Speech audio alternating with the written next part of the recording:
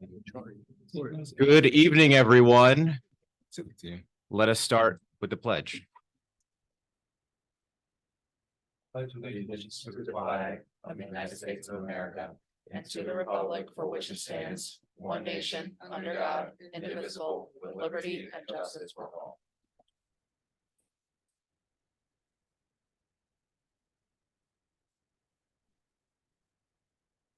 We will start with any announcements. My fellow trustees, any announcements tonight? Dana? Bob? Nope. Manny? No announcements. Okay. I'll hand it over to the only announcement I have is our Mayor Rika Levin will be a little late, but she will be here at about 8 o'clock or so. And so the show will go on without her. I'll hand it over to our village manager to start us off. Good evening, everybody. First on our agenda, we have Captain Donahue and Lieutenant Marano here to talk about two issues. One is the need for hybrid vehicles, as we are committed to electrifying our fleet, but sometimes all electric can pose some challenges. And also we will be discussing budget adjustment for capital project a digital message board. But first we'll start with Captain Donahue to discuss the need for hybrid vehicles in. Good evening. So as you're all aware, and we had discussed in the past, we were excited to dip our toe in the water in terms of full electric vehicles. But upon investigating, what we really learned is that we need to continue investigating a bit.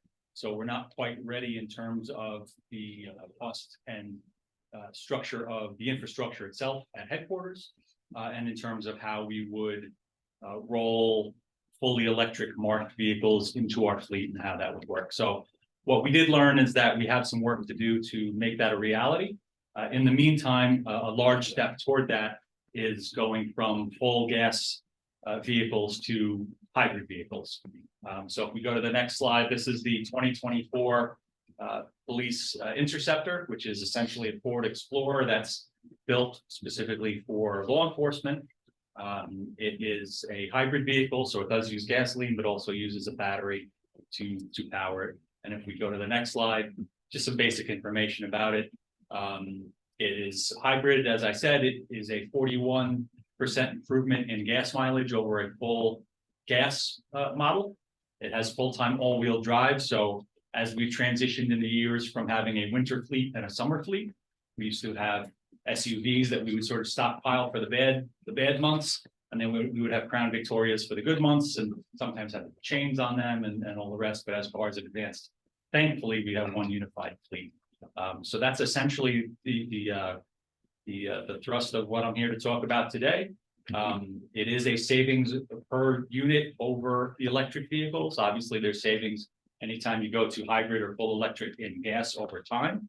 These are less expensive than the full EVs, but more expensive than a full gas. So it's sort of, as I said, a large step toward going green without the very large infrastructure cost of transitioning there. So we may have some work to do in the future to make that happen. I'm confident it'll happen over time, but we're not quite there yet. Anybody have any questions on any of that? Colleagues.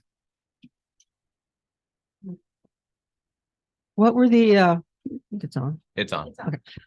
What are the reasons for not pursuing all electric now? Is it a question of charging them or? It's a question of charging infrastructure, location at the headquarters, as well as in order to really have an impact of going green with these vehicles, they really would have to be the marked fleet. If we took an administrative car, an unmarked car, and made it electric, they're really not getting the miles that would have the environmental impacts. The cars that we run 24/7, if we can eventually be more green with those vehicles, that's going to have the greatest impact.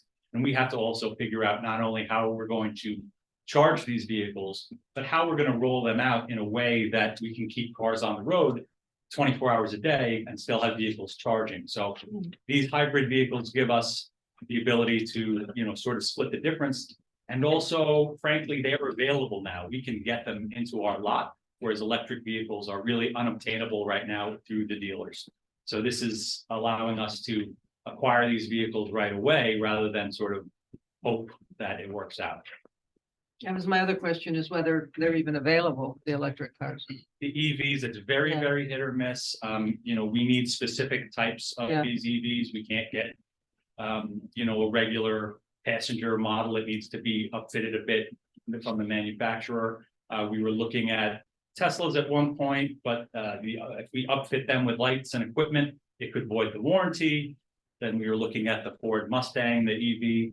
That seemed to be a better option, but then we can't get them in the upfitted version that is supportive of the law enforcement usage. So it seems like, again, this large step in the right direction seems to be the best fit for right now. We haven't abandoned the idea of full EV, but it's going to take more work and more learning about the process and the vehicles.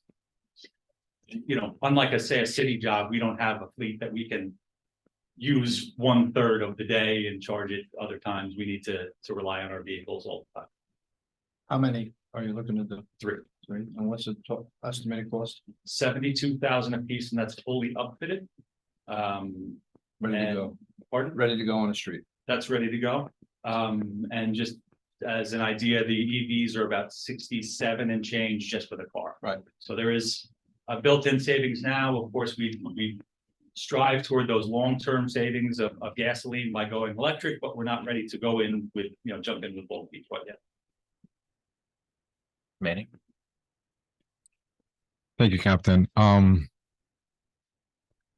So regarding obviously, and when you said we're not ready yet, then obviously I totally understand that. But regarding the infrastructural and what we need to do on our end to get our police department ready for a fully electric vehicles, more or less, and I'm not going to hold you to that. How long do you think will that take? How long, besides getting the cars? Because to me, getting a Ford Mustang or a Tesla comparison to the Fords, the size and the equipment. I've been in a police car to me, and I've been in the Tesla, and I've been in the haven't been, but I've seen the Ford Mustangs, even the bigger size.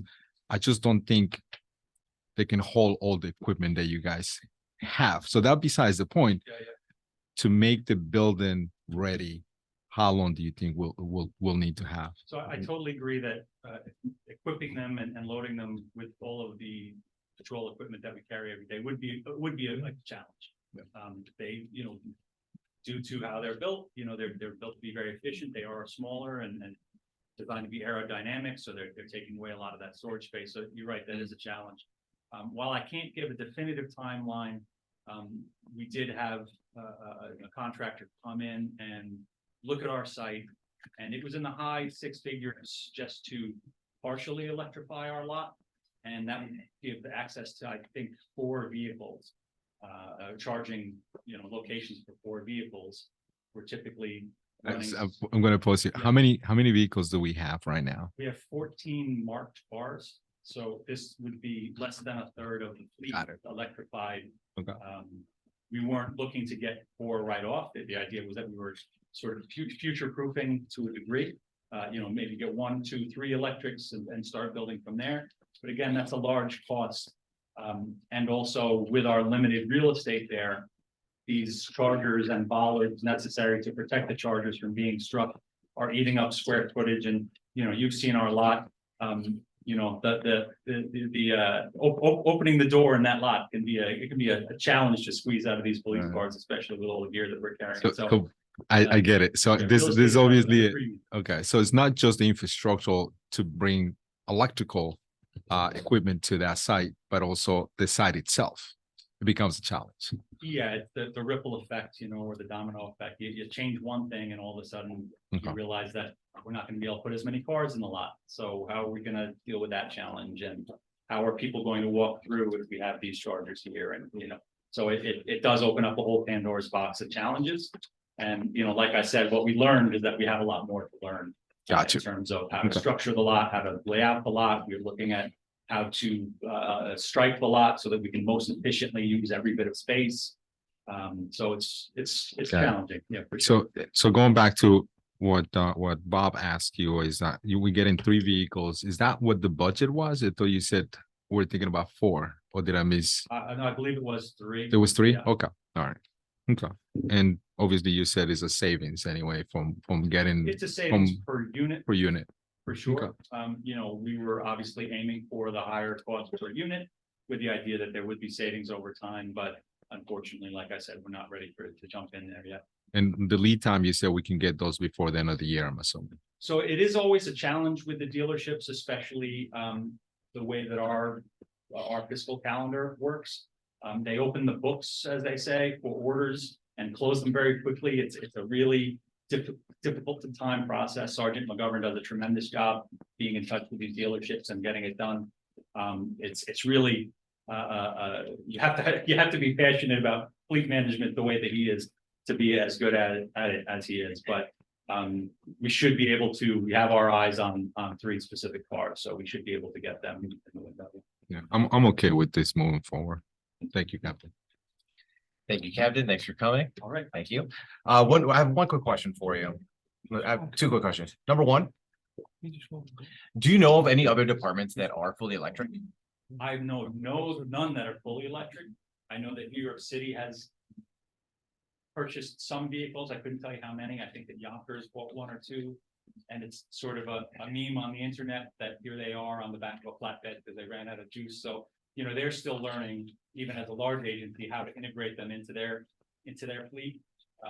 You know, it is a challenge for sure. They're beautiful cars, and we'd love to lean into the EV movement. Yeah. But you know, when you're running a 24/7, 365 agency, it's, you know, there's special considerations. You know, we can't leave them overnight. So it's something we're working toward, but not quite there. Yeah. We are planning on building a large multimodal transportation hub. Might there, and this is not a question that you'll know the answer to necessarily, but might there be an opportunity there to take advantage of some of the scale that there's already going to be planning in electric car charging, getting some of those spots specifically for OPD vehicles? Thoughts? I think that that's a possibility and something worth looking into. I foresee certain vehicles upon needing replacement might be a better fit for EV right off the bat. Parking enforcement, for instance, that is not necessarily running or you know, 24/7 or animal control that spend a considerable amount of time in one spot. Again, administrative vehicles would be an easier lift, but we don't need them right now. So Yeah. we don't want to buy a car and spend money just to spend money. Yeah. You know, we want to spend it on what we need, and what we really need is march patrol vehicles. And unfortunately, like I said, EVs just aren't fitting the bill yet. Well, thank you. Absolutely. Thank you very much. Anybody else? Thank you. So next, Lieutenant Mayorano is going to speak to us about a digital message board that we're using for traffic calming and enforcement. And a budget adjustment to the capital project budget. Good evening. All right, so we had a capital project slated this year to get a speed trailer / variable message board. Asking for a small increase in that. There are a few reasons. We've had a speed trailer for 18 years, or at least more than that probably. There when I got hired. Yeah, almost 22 years. Yeah, we've had a speed trailer there, and it's great. We can, you know, if we get concerns in the neighborhood, we can put it out, and it will, you know, display the speed, warn motorists. Keep concerned citizens informed as to how fast people are driving down the roadways. But this does a lot more than that. What we're looking to get is like I said, a speed trailer variable message board. We can deploy it to put out messages. If there's, you know, an emergency situation, we can put it out. Roads can be closed down, we can put that out. It is a hybrid, if you will. It's partially solar powered. It takes an initial charge, you plug it in, and it goes out and runs off solar powered, and off solar power for 2 weeks straight. Whereas our current one is just plug in and deploy it, and it runs out of juice. We got to bring it back on the back end. It will be out there a lot longer.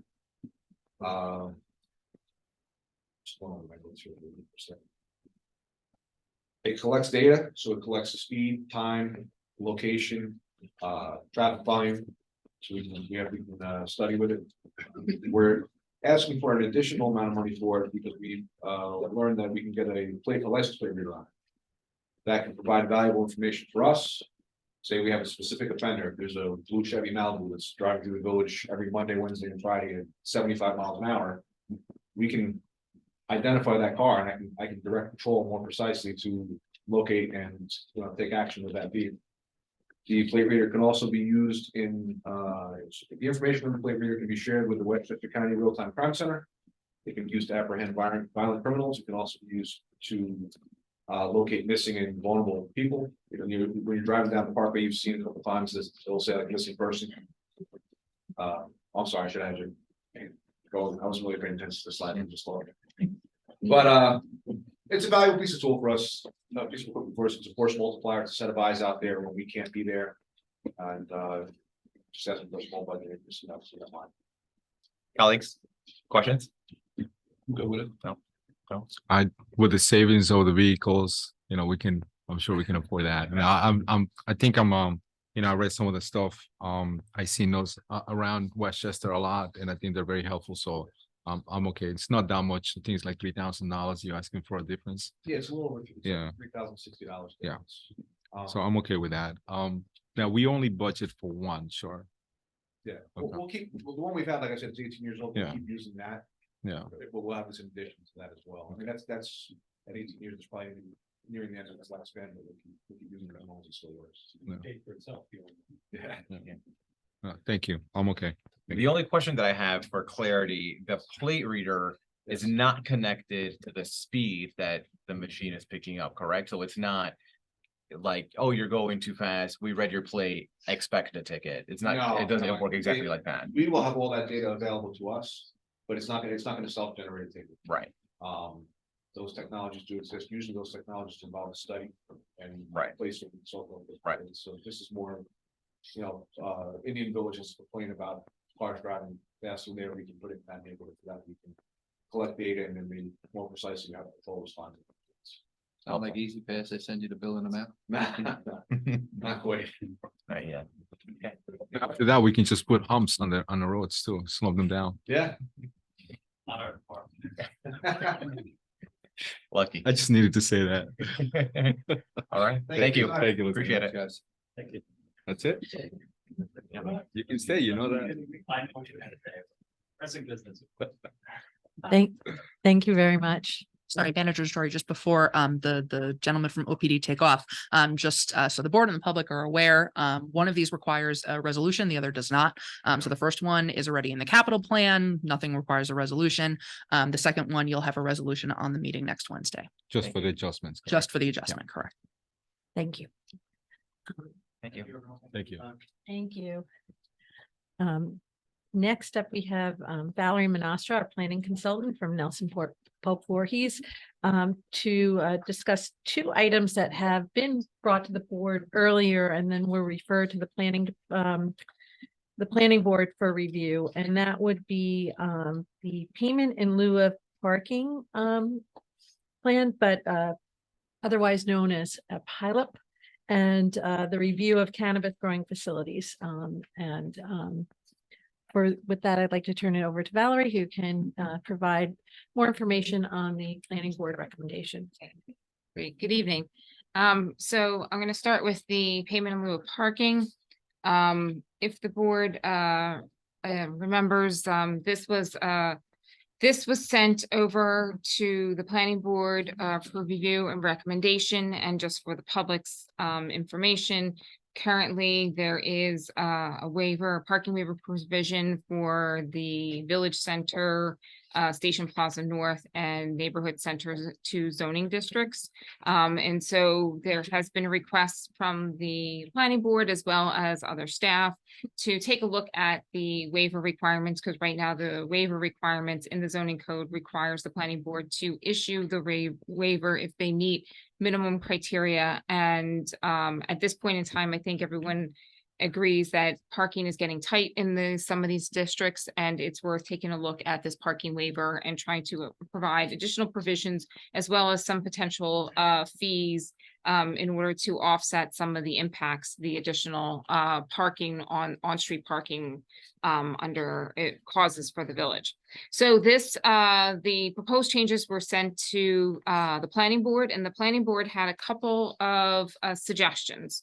The first suggestion was really, for the most part, was just like a minor change, and this dealt with residential dwelling units, so that the language was residential dwelling units in the VC, SPN, and NC2 districts. Off-street parking is required only for new dwelling units or existing dwelling units that propose an increase in bedrooms, as long as the proposed additional dwelling units, and they're suggesting striking out or additional bedroom units, instead saying or bedrooms, do not result in the loss of existing off-street parking spaces. I think that was more of just a grammatical and technical thing. The second is more substantive, and this really deals with the planning board had some concerns and raised. We had a provision in there from one change from one non-residential permitted or conditional use to another non-residential permitted or conditional use. And they raised the question of, well, what if for some reason it's a change from a residential use to a non-residential use? And while there's probably less likely to see that take place in general, it does make sense to probably have that provision in the code as well, in case one does come before the planning board. And really, it would have the same requirement that off-street parking is required only for the net increase in parking as a result of the change of use, and the first 10 parking spaces shall be waived. So it's just adding in the covering both a change from non-residential to another non-residential use, or a residential use to a non-residential use.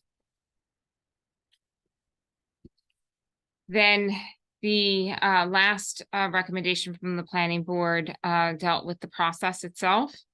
So originally, the way the process was going to run, that the village board of trustees an application would come to the village board of trustees, and then they would send the application to the planning board for recommendation. And the planning board's recommending, to streamline the process, that the applications start at the planning board first. They review it for site plan approval, and then the planning board will refer the application over to the village board of trustees.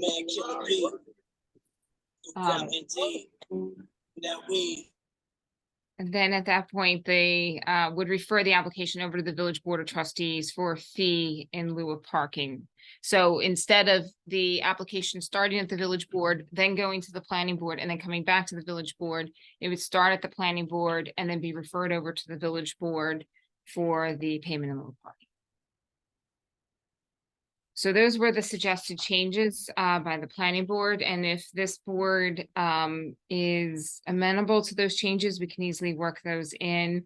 And then the next steps to this, to the zoning text amendments would really have a public hearing for the zoning text amendments, along with, we would be providing some the State Environmental Quality Review Act documentation that's required as a result of any zoning text change. This particular zoning text change also went to the county for referral, and basically the county did commend the village for looking at doing this, and basically they felt it was a matter of local determination. So any questions? Colleagues? I have questions. You guys are okay with that? Dana, you good? It seems like. Okay. Okay, So, Manny. Thank you, Valerie. I guess the one that I'm having a little more difficulty understanding, and as I'm trying to read this in here, is C, with the non-residential portion. Mm-hmm. Could you explain to me a little bit what business or what non-residential case will be for them to waive the first 10 parking spaces? So let's just say you had a non-residential use. You could be anything, any type of non-residential use to another non-residential use. Could be a restaurant to a retail store, or it could be a restaurant to an office, or an office to a restaurant. So in that case, if for some reason there was a net increase in parking between one non-residential use to another, the first 10 would not have to, payment in lieu of parking would not have to be applied to the first 10 waived. And the reason we're suggesting that is we don't want to necessarily throw up obstacles to have changes of non-residential uses or new businesses coming in and out of those particular zoning districts. But we do want to prevent somebody coming in and saying, well, we now have a new use coming in and it's going to require a waiver for 40 different parking spaces that the board has to automatically grant, and they're not paying in any fee in lieu of. Who came up with the 10? We did, I mean, well, I didn't say I started with a suggestion and then circulated amongst other people for feedback. The reason if I say 10 is that for the most part, that would capture a lot of your businesses that would potentially changing hands. And so that would prevent a constant need for having to pay in lieu of parking. But this would really capture some of your more intensive types of non-residential uses coming into those districts. Out of all the municipalities that have something similar to this, do they have a provision that refers to a non-residential use? So in provisions dealing with just in terms of parking waivers, or payment in lieu of parking. Both, which becomes both. So or- parking waivers, they would refer to just any uses, right? But in payment in lieu of parking, a lot of times they will refer, I mean, for example, a lot of this is kind of structured off of something similar that Dobbs Ferry is also using, as well as a couple other communities, and it's the net change of parking between one use to another use. Okay, I think as a concept, I'm okay with that. I think Dobbs Ferry has a little bit different for the businesses, but I cannot Yes, recall they do. from what, the core of the district itself. So Right, it's they totally don't different. necessarily have the first 10 parking spaces shall Yeah. be waived. Correct. Have you talked to Dobbs Ferry at all? And maybe because they had this law in place. I'm assuming I worked in Dobbs Ferry 2017, and that law was already in place. Yes, it's been in prior place for many to years.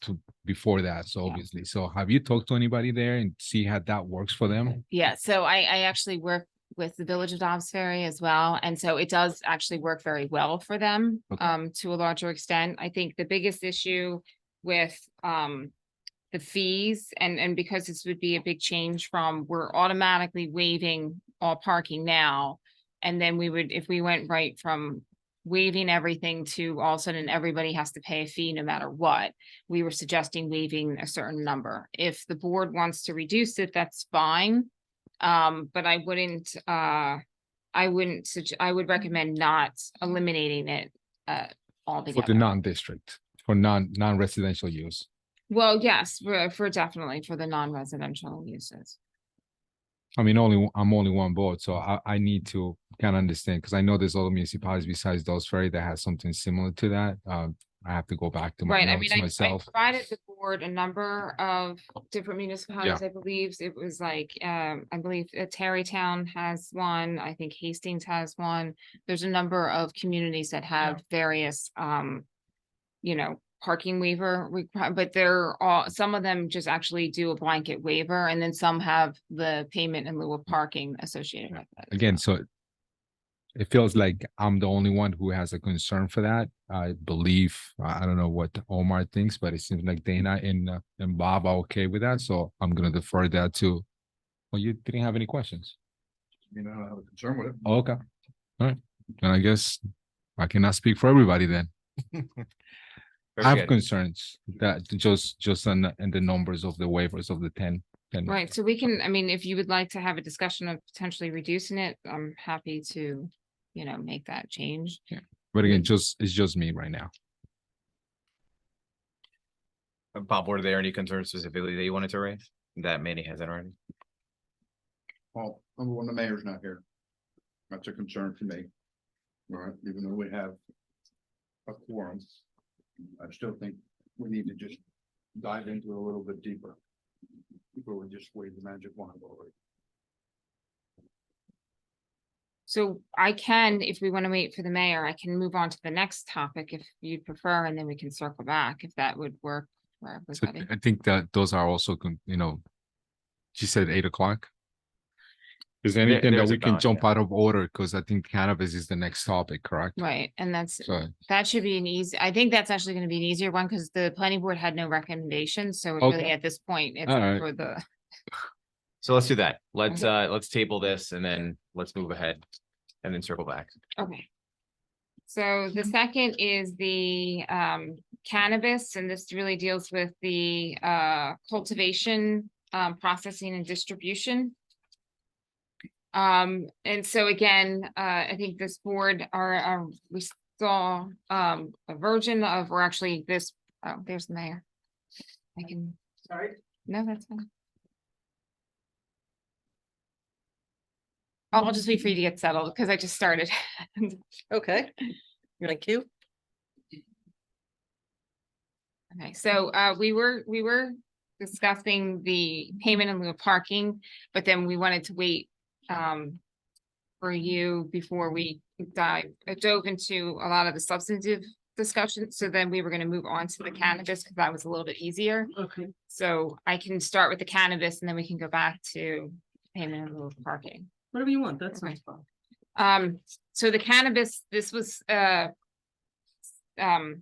draft local law was provided to the board, and this really focused on the cultivation grow facilities and really the cultivation, processing, and distribution. Again, it's being proposed only for a minimum amount of districts. And the planning board reviewed the proposed local law. They had no changes and they supported the local law. And so I'm back before this board to just basically say this local law is ready for public hearing. The Westchester County did receive a copy of the zoning text amendment, and they had no comments on it and felt that it was a matter of local determination. So if this board is interested in moving forward, again, this would just be for cultivation, processing, and distributions primarily located in the institutional redevelopment area and the PWA planned waterfront districts. We can call for a public hearing and complete the process of the zoning text amendment for cannabis. Okay, anybody, first of all, let me apologize. I'm sure it was, maybe it wasn't stated. I was just, as a little break, I was just asked to join or appointed to be a mentor in the 23-24 cohort for a foundation call that mentors young women from New York City up through the Hudson Valley, women mentoring women. It's actually Judge Judy's foundation, Judy Scheindlin, I guess. And the only day that we could do the training with the mentees and the mentors for the 23-24 cohort was at 7 o'clock by Zoom. So I was sitting next door all this time because I had to attend it. There's 2 meetings I have to attend, one with her and one with the mentees. So I apologize for half an hour, but I'm sure you got tons done because last time this happened and I was late, the entire meeting was over before I walked in. So you guys usually do better when I'm not here, but so anyway, apologies for the lateness. But I am proud to be mentoring a young woman actually from a high school in the Bronx. So commentary, questions, comments, None for me. folks, Thank which you. way are we heading with this? I'm good with that. You're Thank you, good? Mallory. Okay. Yeah. Thought that's where, Yeah. no, my mentorship, no vote required. No, I'm talking about Mallory stuff. Yeah. Yeah. Bob, Good. you're good. Dana, questions, comments? Okay. Okay, Valerie, thank you. So we're moving forward on that one. Yes. Next, for a All right, public, so now for a back to a public little bit hearing. more complicated one. So we were discussing a couple of the changes that the planning board recommended for the payment in lieu of parking. And they both, the concern from the discussion right now is really focusing on the change from one non-residential use to another non-residential use or residential use to a non-residential use. Where right now, the current proposed local law specifically identifies waiving the first 10 parking spaces based on the net of the change of use, either to a non-residential to another non-residential or residential to a non-residential. And the question is whether 10 is probably too many spaces to be automatically waived, and that maybe the board might want to consider reducing that. And that's where we're at right now. And I was the only Thoughts? person who had the concerns, or at least raised that I had Right. concerns on Looking right at number you. 10. So it seems like, again, maybe Bob has some concerns, but it seems like he didn't have any concerns about that, unless I'm totally wrong. But it seems like Dana didn't have any concerns, and Omar seems like didn't have any concerns. So Bob? Well, when you're waiving the 10, they're getting waived, but they're gonna pay, there's a payment in lieu of waiving the 10. No, there's not. So this would be, so the payments wouldn't start kicking into parking space number 11.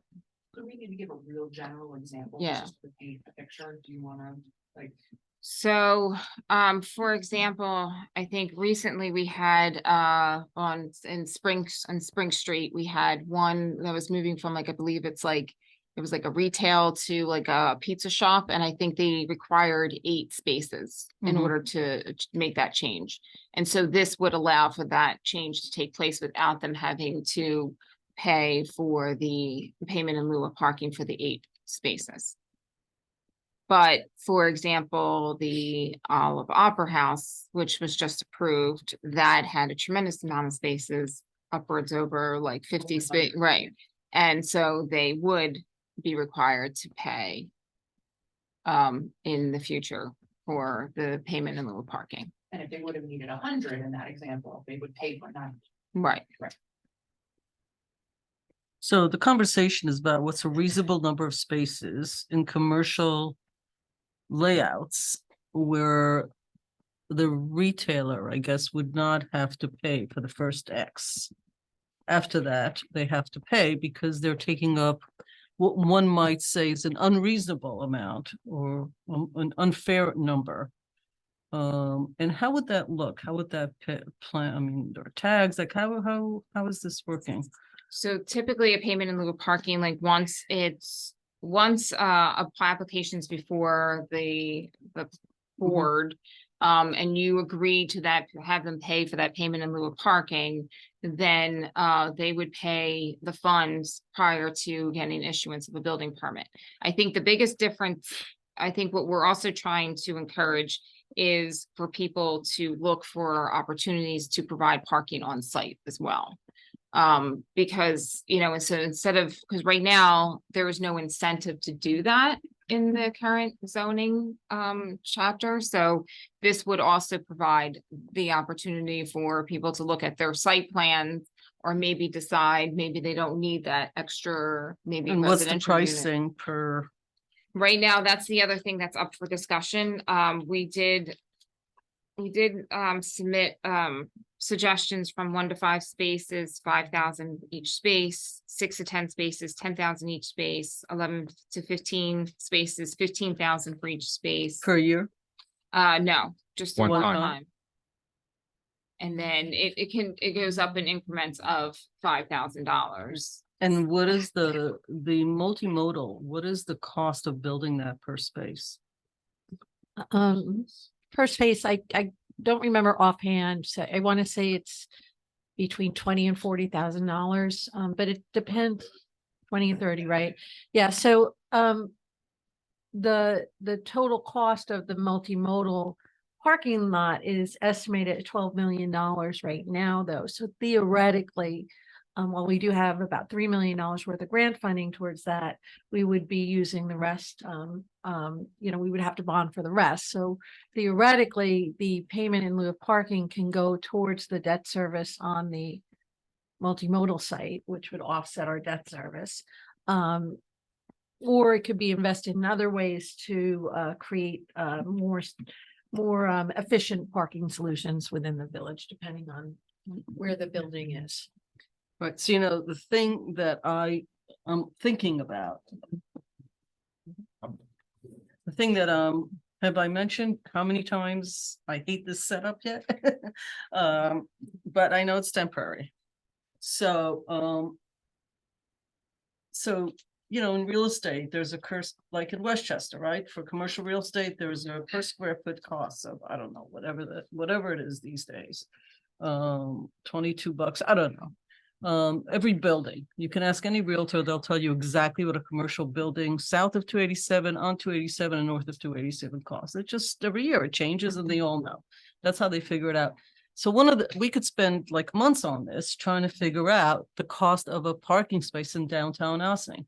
Frankly, if you walk 10 minutes, there is no parking problem. You could park in many places, and on the weekend you can park down by the Metro North stop because 90% of those spaces are frankly empty. But people don't want to walk 10 minutes and it's hilly, so they don't want to walk, and I don't want to walk on a hill on a rainy winter day. I mean, it's a 45-degree angle hill. So that's the reality. This isn't the city where there really aren't any spaces. So what is the cost of a space, right? Like, you're recommending a number based on probably what, municipalities or Well, a couple of a things. good guess? or- No, based on other municipalities. I mean, I think the difficulty is when we assess these fees per space, you have, I think it's not so much meant to be an exact one for one, right? So, because surface parking is less expensive than structured parking. But on top of that, let's just take your like pizza joint, for example. Like, it might be somebody coming in for 5 minutes to go and pick up that pizza and leave. Yep. So versus somebody who's now living in the downtown and is parking there for 12 hours a day. So that's the difficulty in that. It's like, Well, so the some whole of thing it is difficult. An Right. employee should be parking 5 minutes away. Half of them park, you know, right in front of the stores and take up spots for 12 straight hours. And to your point, a dry cleaning, that's like, what, 2-minute parking? Right. You're in, you're out, and you want parking right there. Wait, you don't want to schlep all that stuff. I get the elasticity of prices here, but the point of the conversation is, what's the value to the community that is giving up spaces? Because if the Olive Opera House, I don't mean to just use them, it could be anybody, an event space opens up tomorrow, or there's a restaurant and there's a party and it's 50 cars. What's the value? Like, how do you determine that? Because once we pass all of this, I don't think we're gonna go back every year and do it. That's an option to do it as a part of the fees, I guess, every year. So- Oh, Yeah, Yeah, that's exactly so, what yeah. we're recommending. And I think we had spoken when we first discussed this, which may have been in December of last year, as just sort of a rough concept. And again, this is something that had been recommended by various consultants, but more specifically Nelson Nygaard in the parking and mobility study, is, you know, starting with this, putting it in the fee schedule. And then I think it might have even been you, Mayor, talked about indexing it to something, consumer price index, something like that. So Sounds that, like me. yeah, right. Everything should be indexed in the world. Yeah, and Otherwise, also why do we having it. just sit here and vote every year on the same stuff and have these conversations over and over again. And I think another point of having it in the fee schedule and having it, you know, having the board have that flexibility is, you know, this isn't just about defraying the debt service on this new investment. It's also about influencing behavior. What does the board want downtown to look like, right? So if you find that most people are saying, oh, this is a bargain, I'm going to do this for all my parking spaces, then you might say, okay, maybe we got it No, I wrong. want So them that you can building their own easily. parking. Right. I'm tired of allowing all this stuff to happen, knowing that that people are, you know, with apartments above, that people come and tell us how they're renewing apartments instead of a medical, and then eat up all the spaces for the businesses that can't have the parking, which they originally, we're like double booking everything. But here's the problem. When a nonprofit says they need 150, and you can't reprice it next year, because when you reprice things, you know, you can only reprice it, I guess, for the next person or the next tenant or the next whatever, because you're arguing for a one-time charge. Like the community center, I guess, it's a one-time charge. And there's no sliding scale in the space. It's $5,000 for a private entity. It's also for you know. Well, everybody's the same, private, whatever, that doesn't matter. Okay, these are just questions. Yeah, so- no, and No, and go let me ahead, just please. piggyback on what you said. So in something, the example that you gave, Valerie. So let's say to have a restaurant, sure.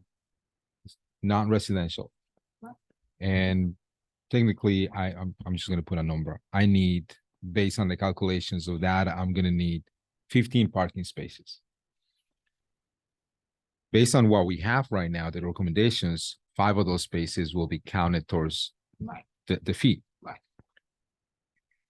Let's say unfortunately something happened to the restaurant 2 years from now, closes down. Now comes in a boutique store or something else, total different use. At that point, you have to go through the process, correct? And you still have to pay. Now, the count of cars is different. Let's say now for that use, you only gonna need 10 spaces. Right. So those will be waived. Right. So that does not stay on the commercial level, does not stay within a building. It stays within as long as the business is there. Okay. Okay,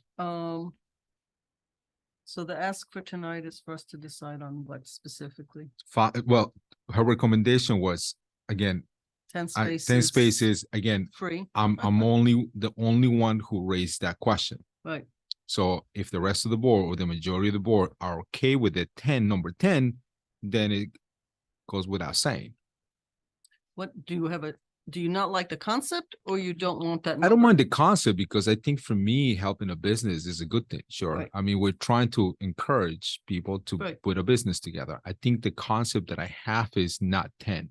For me, it would be more like 5, So you want if fewer. anything. So I it's have not a fewer the of those are idea of the waivers, numbers. correct. It's the fewer, the Yeah, starting. But point. again, it is, and something that I believe you miss is part of the, like, Dos Ferry doesn't have that. And I think other municipalities don't have that, this waiver of parking for non-residential use. Unless I'm mistaken, is any other municipality that has this concept? I believe you said no. Not that I came across. Yeah. Already has a pilot. Yeah. But I think I'm recommending for a couple reasons. One, because of the fact that we really are starting at waiving everything. And so this would be, some sort of like, so we're not waiving all spaces, but we're waiving some spaces.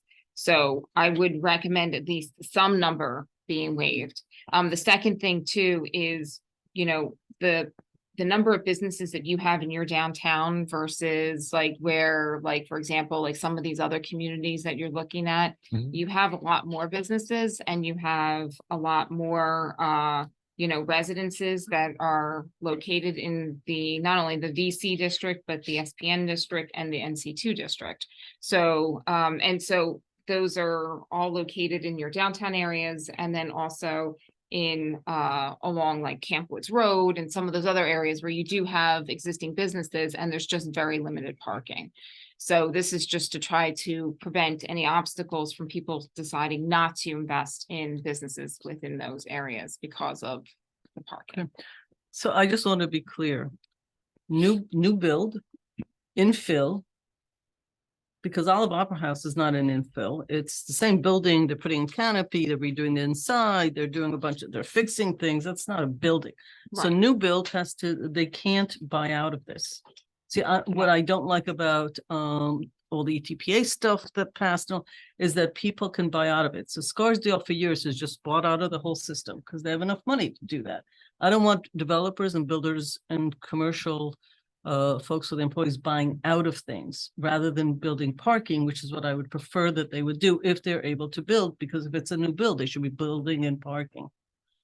So how do we cover for that? Right, so for example, with non-residential, we are saying that off-street parking is required only for the enlarged or expanded area, so it's not necessarily for the whole building again.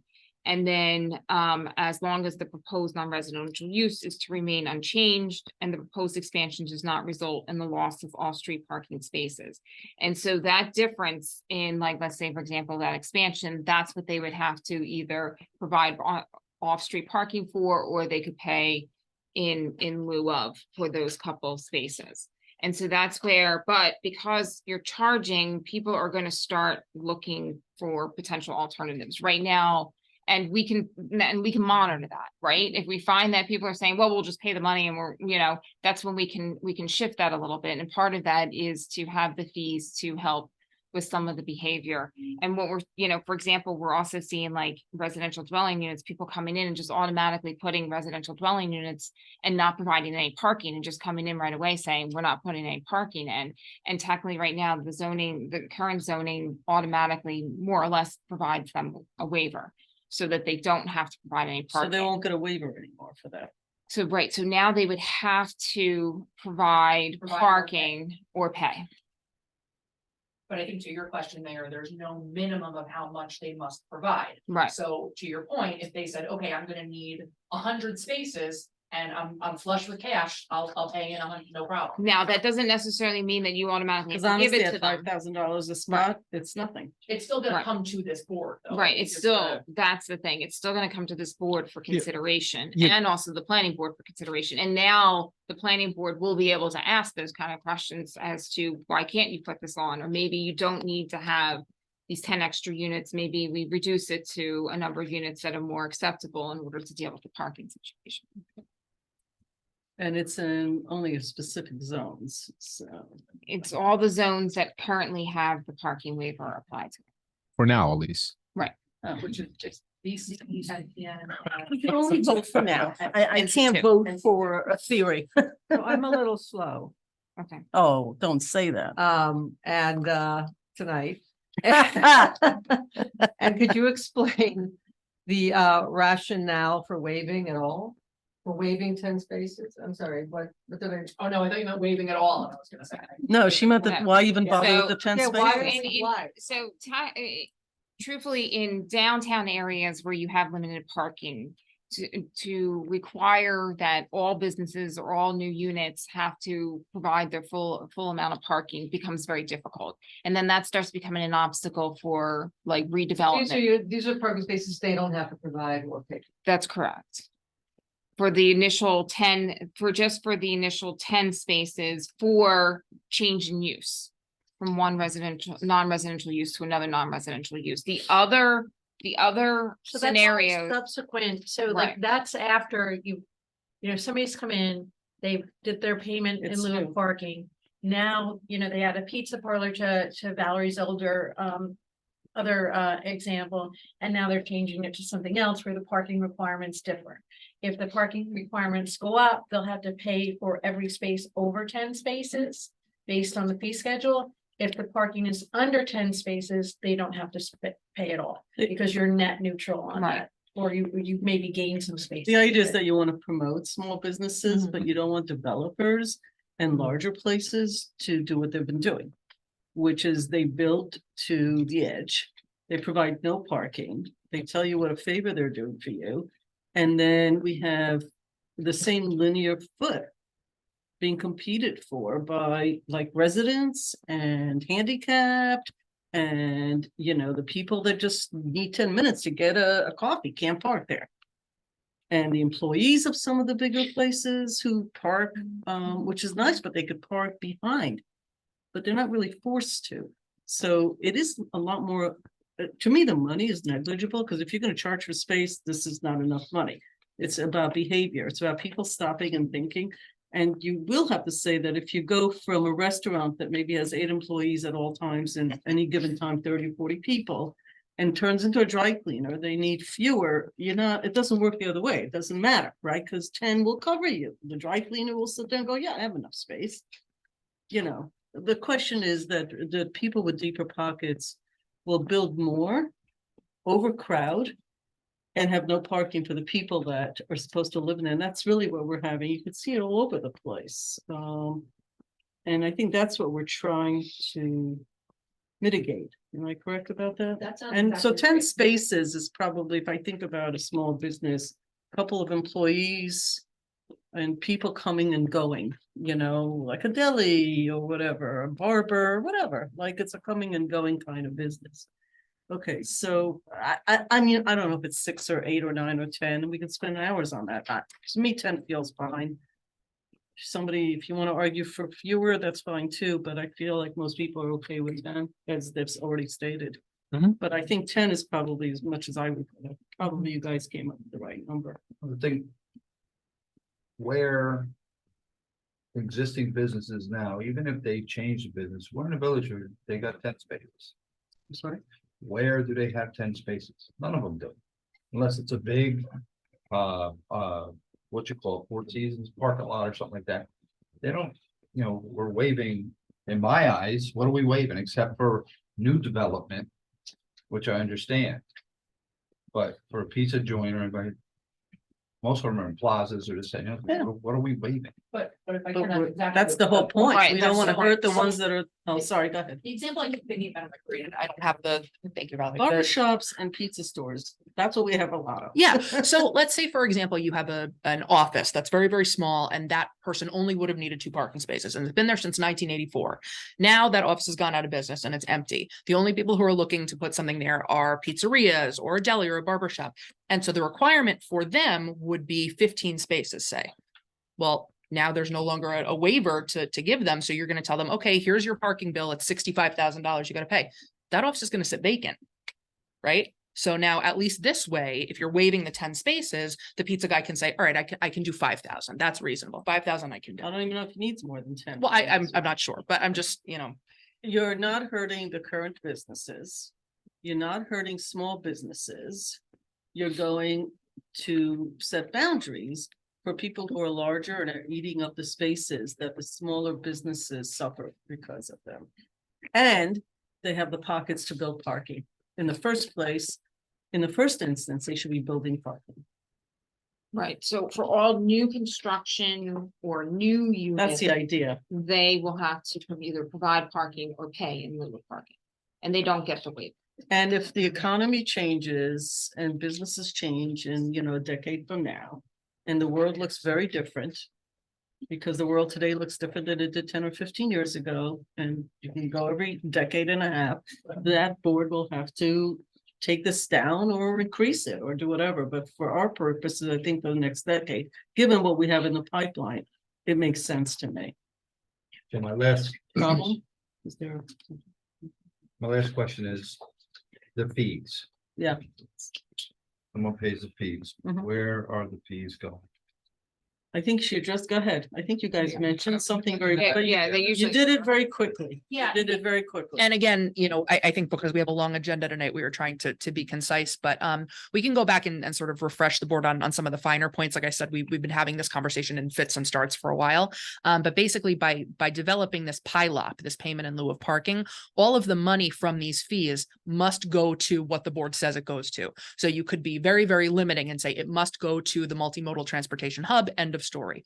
Or you could say it could go to any parking maintenance or improvements. decide It could go to alternative transportation. And this board decides could it say today we go to and then could community change their center. mind in 2 years about, how broad or how narrow you want those funds to be used. But it's explicitly for parking and transportation improvements, at the very broadest.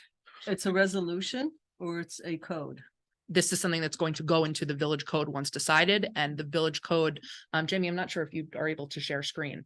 But there's some language about first in, first out, right? So the money has to be spent in a certain amount of time once the Yeah, that's developer and page- property owners put it yeah, in. That's page He's looking 7 up a- of 11, and Yeah. it says 10 years, and then if we don't use it, we have Give to it back. return it within 90 days. So yeah.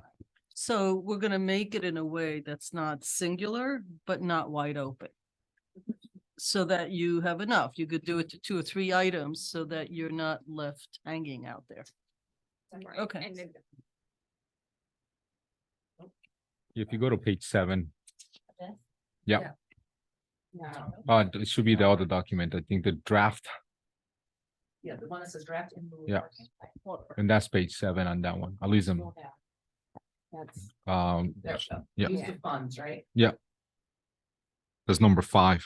Says, for those who can't read it right now, what it says is use of funds, monies in the account shall be used solely for the following: construction of a public parking facility, the operation and maintenance of public parking facilities and functions, transportation and mobility improvements, transportation demand management facilities or programs, similar transportation or mobility related facilities, programs as deemed appropriate by the village, acquisition of real and personal property to effect such construction and or improvements, planning, feasibility, environmental and other studies, and professional fees, including but not limited to engineering and legal services required to such studies, acquisition, construction, and improvements.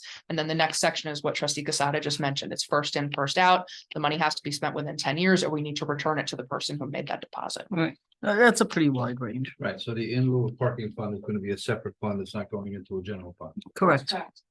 And again, if Separate if- GL. right, if the board at any point says, I don't like letters E and F, that doesn't make No, sense that's, to me. I think We that's can, wide you know, enough tune and that it's out. related to mobility. Okay. Other comments? We're good. Okay, then, so next we're going to have, the, developer for 2009, I'm sorry, 209, 215 Main Street. That's, the, Upper Crescent, vacant lot at the Upper Crescent, discussed their proposal, Valerie Monastro will be, leading that discussion. What I also want to do too is we'll have a slight change after that, just because we do have guests here tonight. And so right after that discussion, we will have Phil Garrison, Superintendent of Parks, also discuss a recommendation from Aaron Spring for a flagpole and plaque in the lower field at Betts Park. So we're just gonna have a slight change. You want to talk to me? Sure. Okay, Valerie and I are going to swap a little bit here. Okay. So thank you, Manager DeTore. I believe we have Mr. Geoffrey from Cuddy Fader. We have Mr. Fernandez, Mr. DeVore here from the development team. So the board has been provided with a memo from Cuddy and Fader, as well as some conceptual drawings, which are also in the agenda if folks at home want to follow along. So Jamie, if you could, when you get a moment, share the screen. So I'd like to invite the team to come on up to the microphone and we can certainly talk through what it is that you've presented to the board. Specifically, what the board is being asked for this evening, though, is not any of the finer details. This still needs to go before the land use boards and go through a pretty extensive process. But really the question on the table for the board at this time is, would the village be inclined to allow access through the municipal parking lot across the street from the community center in order for parking to go under the building? And I'll sort of let the team explain why it is that's what they'd prefer, as opposed to access to the parking through Main Street. So, Mr. Geoffrey, I'll turn it over to you. Who's the attorney here? Okay, so I actually made a really specific request. Yep. So the Mr. bill- Fernandez is here as well. Mr. Fernandez is the property owner. You're the owner? Yeah. And you are? Okay, thank you. You're on.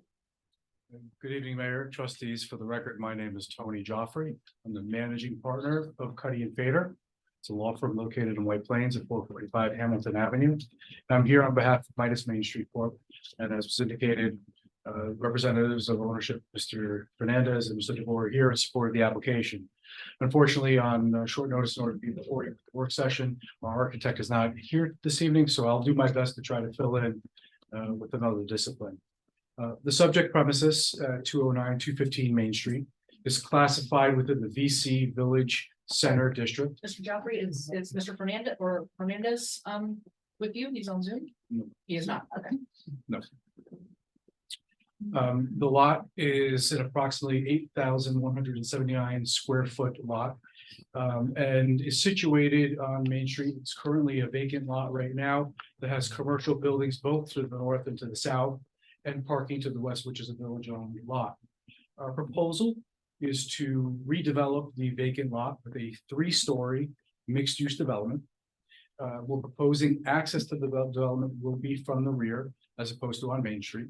I'll get into that in a moment.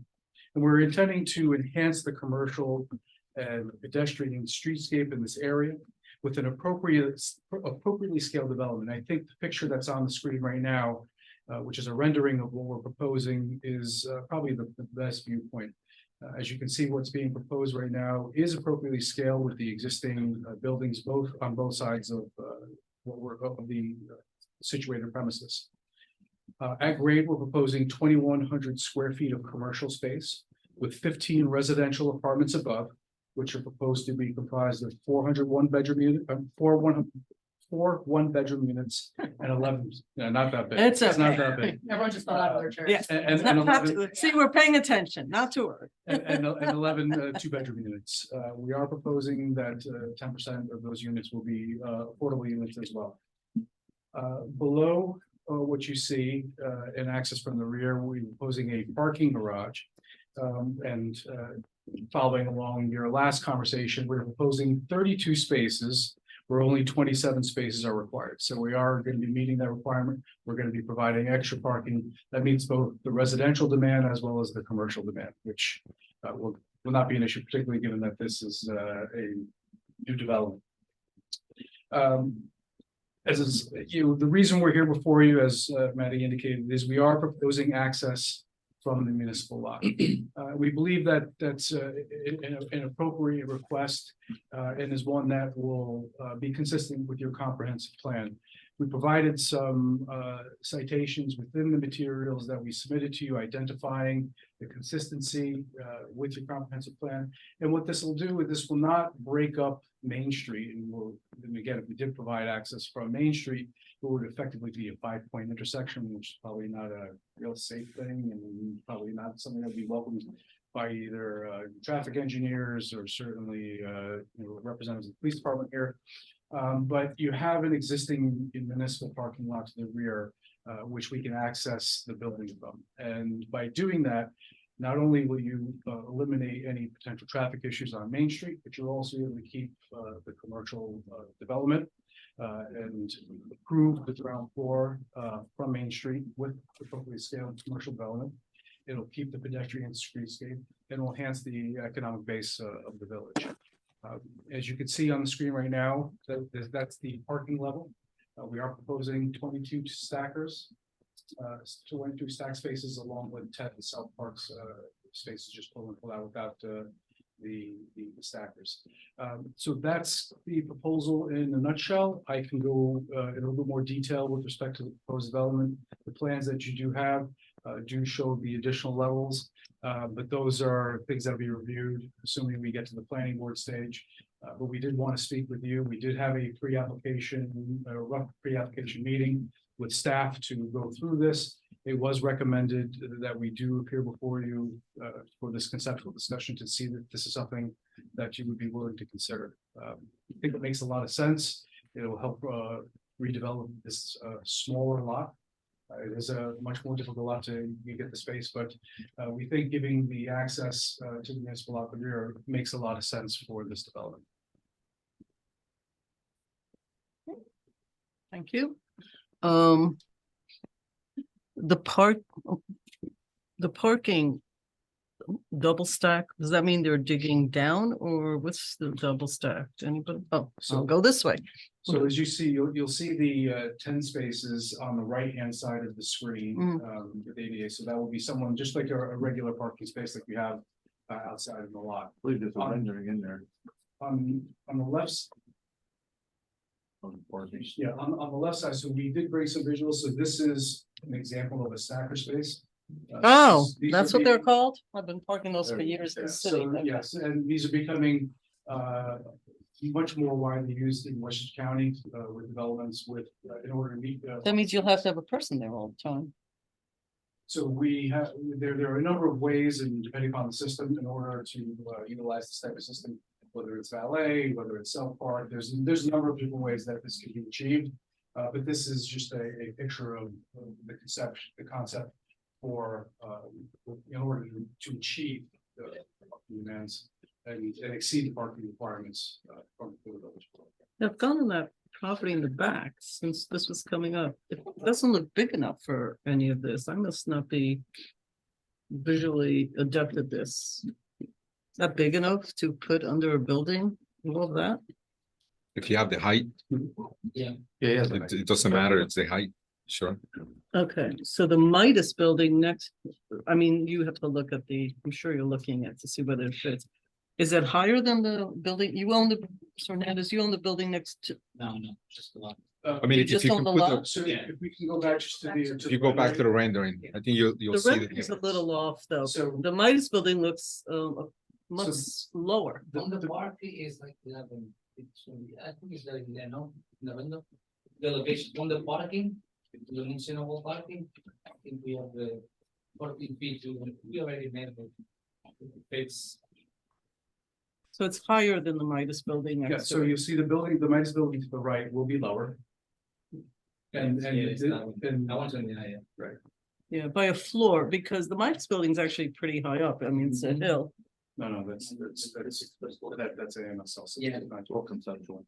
No, I know, these renderings don't actually depict anything that we end up We seeing. don't, to fit two cars, we only need the 12 feet.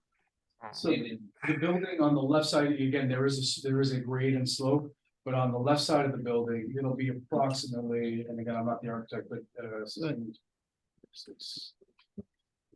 about 41 feet. Approximately 41 feet. In plain English, it's one floor higher than the building next to it, right? Correct. Okay. All right, any questions? We don't, I mean, just so the public knows for the public record, this is a conceptual meeting. This board doesn't make decisions. They're going to have to go through all the different boards we have, the land use boards, come back with recommendations. They have a whole bunch of series of things they have to do. And then this board comes in only when, because you're asking for something that's not of right. The 10% is mandatory, so I appreciate the language of we're giving, you're not giving anything. To do this, you have to do the 10%. It's all being recorded, so I just want to make the public aware that you're not giving anything. You're mandated to do I don't think I this, used the right? term give by That's design. okay. It was, That's in fine. the scope, but- So you're doing 10%. Do they Fine. get value? They don't get anything for that, right? That's still within the structure that's there, or do they get more because they're doing the 10%? Right, so we actually haven't dove into the actual like details. and Oh, okay. things. We're not there This yet. is- Okay. yeah, This is just really more conceptual to make sure. Okay. that the board can be comfortable with access to your municipal law. Okay, well, that's the big elephant in the room. I'm going through the other stuff. So for me personally, that lot's been empty for a while, although it went pretty cheap, was bought at a pretty low rate because it's a very challenging lot. So we've had people in front of us with all sorts of pipe dreams because, they buy for nothing and they want to build a lot, but this is one of the more reasonable ones that I mean, I've at least seen in the years. Mandy, you probably have seen more than I have. This is one of the more reasonable ones. It is a state road, and there's going to be a lot of construction, I hope, on that road in the next 5 years. If you were here 5 years ago with this, it would have been a slam dunk. It's a challenge now because there's so much construction that's going to be going on simultaneously. And the timing of this is unfortunately not ideal, but this is better, at least for me, than I've seen. It's more in line, it's more reasonable. If we- Like everything you presented, now we're gonna get into the real elephant in the room, which is taking up a very important lot that is highly used, that sits next to a community center, that events occur there, that the Midas building even used, there's like a lot of activity and like I think the boards are gonna have to look at how many spaces and who's gonna pay. I guess you're gonna have to they're gonna have to redo that entire lot. So I think when we looked at this, I don't think the access will be through the lot, and I don't believe any changes to the lot are proposed. So we would utilize the access drives and we're eliminating any spots in the municipal lot. Mayor, if I may, we also had the village engineer, Paul Fraioli, take a look at this. He had a couple words of wisdom as we sort of go forward on this trail here. But one of his sort of no-goes was to make sure that the same amount of parking spaces remains both before and after. And also that if it means the parking spaces need to be reconfigured so that there's safe access in and out of the garage, those are sort of his deal breakers. And I'm sure the board would agree. And loading docks. And as we learned the hard way, all the garbage that have to be done correctly this time and not just thrown wherever. I'm pretty sure they didn't look at that. They're gonna have to have ADA, like all of that stuff has to be in there. And the traffic pattern for the trucks that have to pick the garbage from their neighbors. Because cars going in and out, this is it's a high traffic area. So much better size-wise, at least for me, but there's some challenges that Paul and others are gonna have. You guys have to look at this, because it will be a nightmare done incorrectly. And if there needs to be a rerouting and a relining, they have to pay for it. Understood, and I appreciate your comments. Again, this is very conceptual, and Yeah. if this is something that the board, did not give or did not feel comfortable with, or for us exploring. We haven't engaged traffic engineers yet, we haven't met with Mr. Fraioli. We wanted to have the initial discussion, because if this was a no-go, then we'd have to look at this completely differently. Again, we think that this is a practical, approach. Again, I think access from Main Street would be more challenging, and if we can utilize the lot, we'd be happy to sit down with Mr. Fraioli, with others, engage our traffic engineers and do the additional work that's necessary, but obviously didn't want to go down the path of those expenses if there's something that the board was not willing to consider. And you're telling me that you don't own the property next to it? What other properties do you own in the village? I own, 80 Main, Croton, 70 Croton, River Walk, those one. Just, and all the apartments, they are involved. But here, we can accommodate the parking lot, we can increase, I believe, 4 or 5 space. Along the curb against the building, we're not gonna, nobody parks there right now. And we can make the lot and stripe, we can pay. And just increase the parking for the. Now you've gone too far. We all live here and we all know every piece of real estate that now you went too far, because I don't think that's actually accurate. Folks, I questions, just have a comments? question of the multimodal garage that we're gonna put up. Is this gonna have the entrance that they're requiring or asking for, is this gonna have any impact on that? No, because that's Somebody gonna be in else. the Brandreth lot on the other side of the Okay. aqueduct. Where it might be a problem, and that's about the timing. Is that we need staging areas, the municipality needs, and they're gonna be building and doing it exactly the same time. That there are 4 other construction things going on within, I don't know, 100 square yards of Well, that. So The, that's- you know, it's we, not their fault, it's just that there are other things going on. the way that we would do that is that would have to be considered in the planning process as far as the Yeah. start date for the projects when we start on our project, so, that would all have to be evaluated, but Yeah. I think that might be, there's probably ways that can be worked out, but it would have to be considered that we'd have to say, we'd have to make sure that we maintain our staging areas during the projects that are coming. Probably will start before this gets through the planning process. They're right on top of the Route 9 diet project also. I mean, literally on top of that. And so they're not designing those. That's gonna be done as the road gets done. And it doesn't belong to them, it belongs to the state road. So that's just more construction happening simultaneously. Any other questions about the parking, the this, the that? Manny, what are your thoughts Yeah. about it? Oh, I'm sorry, you're sitting like here, I can't see you. here. No, Sorry it's all about right. that. All good. Sorry. Thanks for coming in. Appreciate it. This to me is one of my I don't know what the equivalent of kind of pet peeve of a visual where it's like the missing tooth of, where you're looking at it, it's like, what's here? And it's always so frustrating when it's like, why can't we just put something there? Let's put something there. And inevitably is because some of the complexities that you've described. I appreciate the thoughtfulness of the presentation.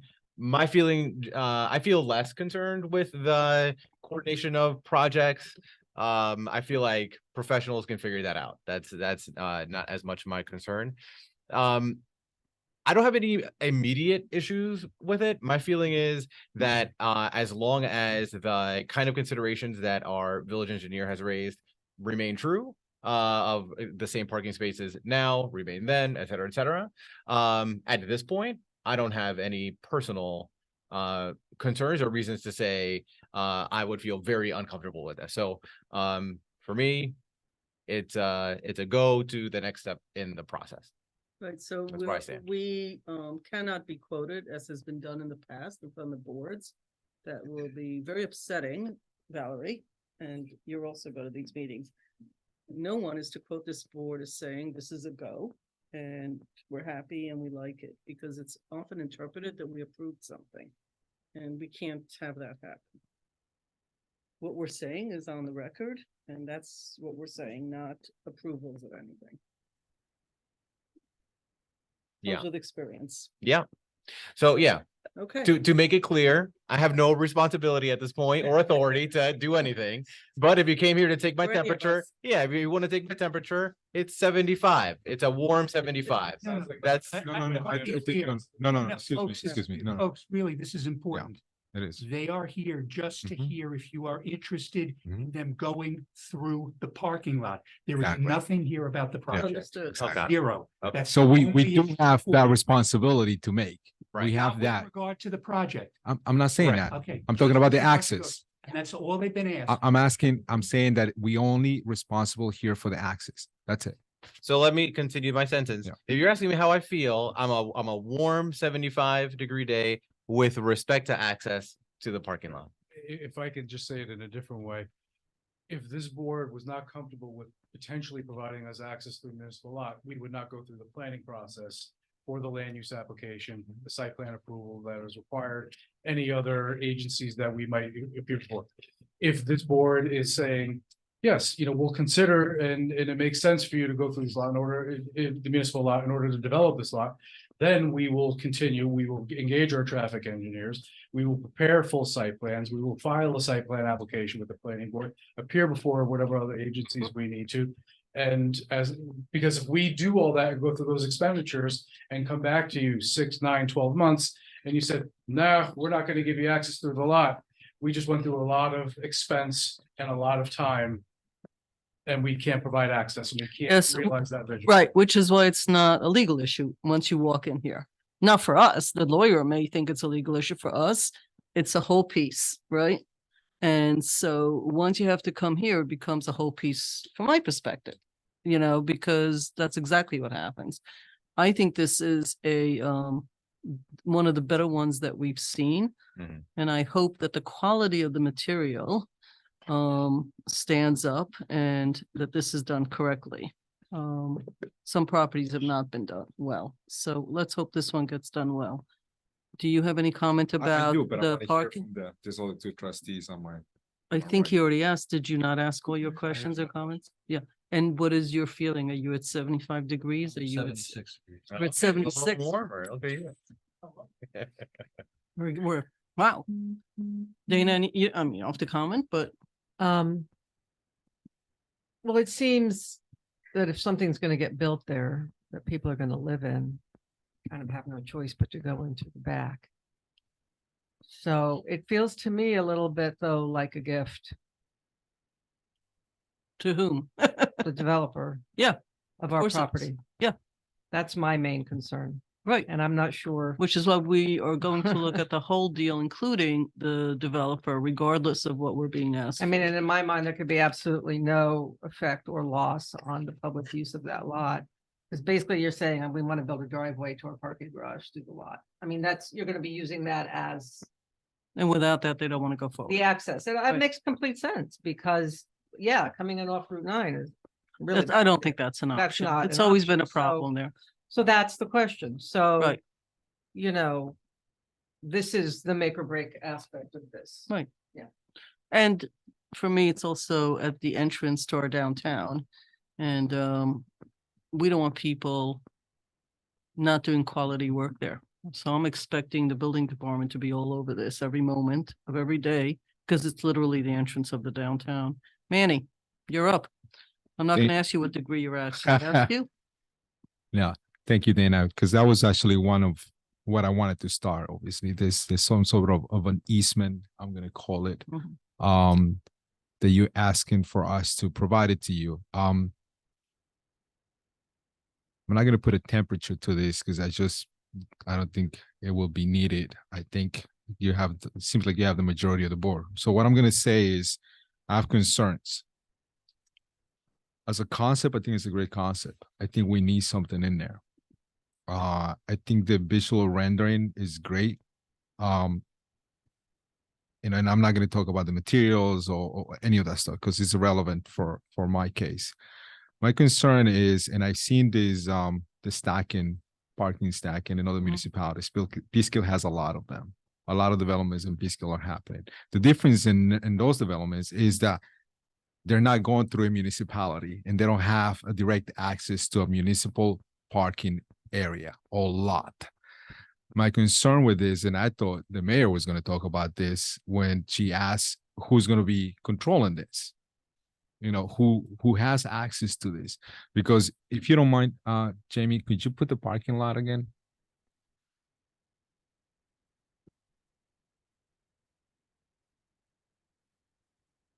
Thought it was up. One more, right there.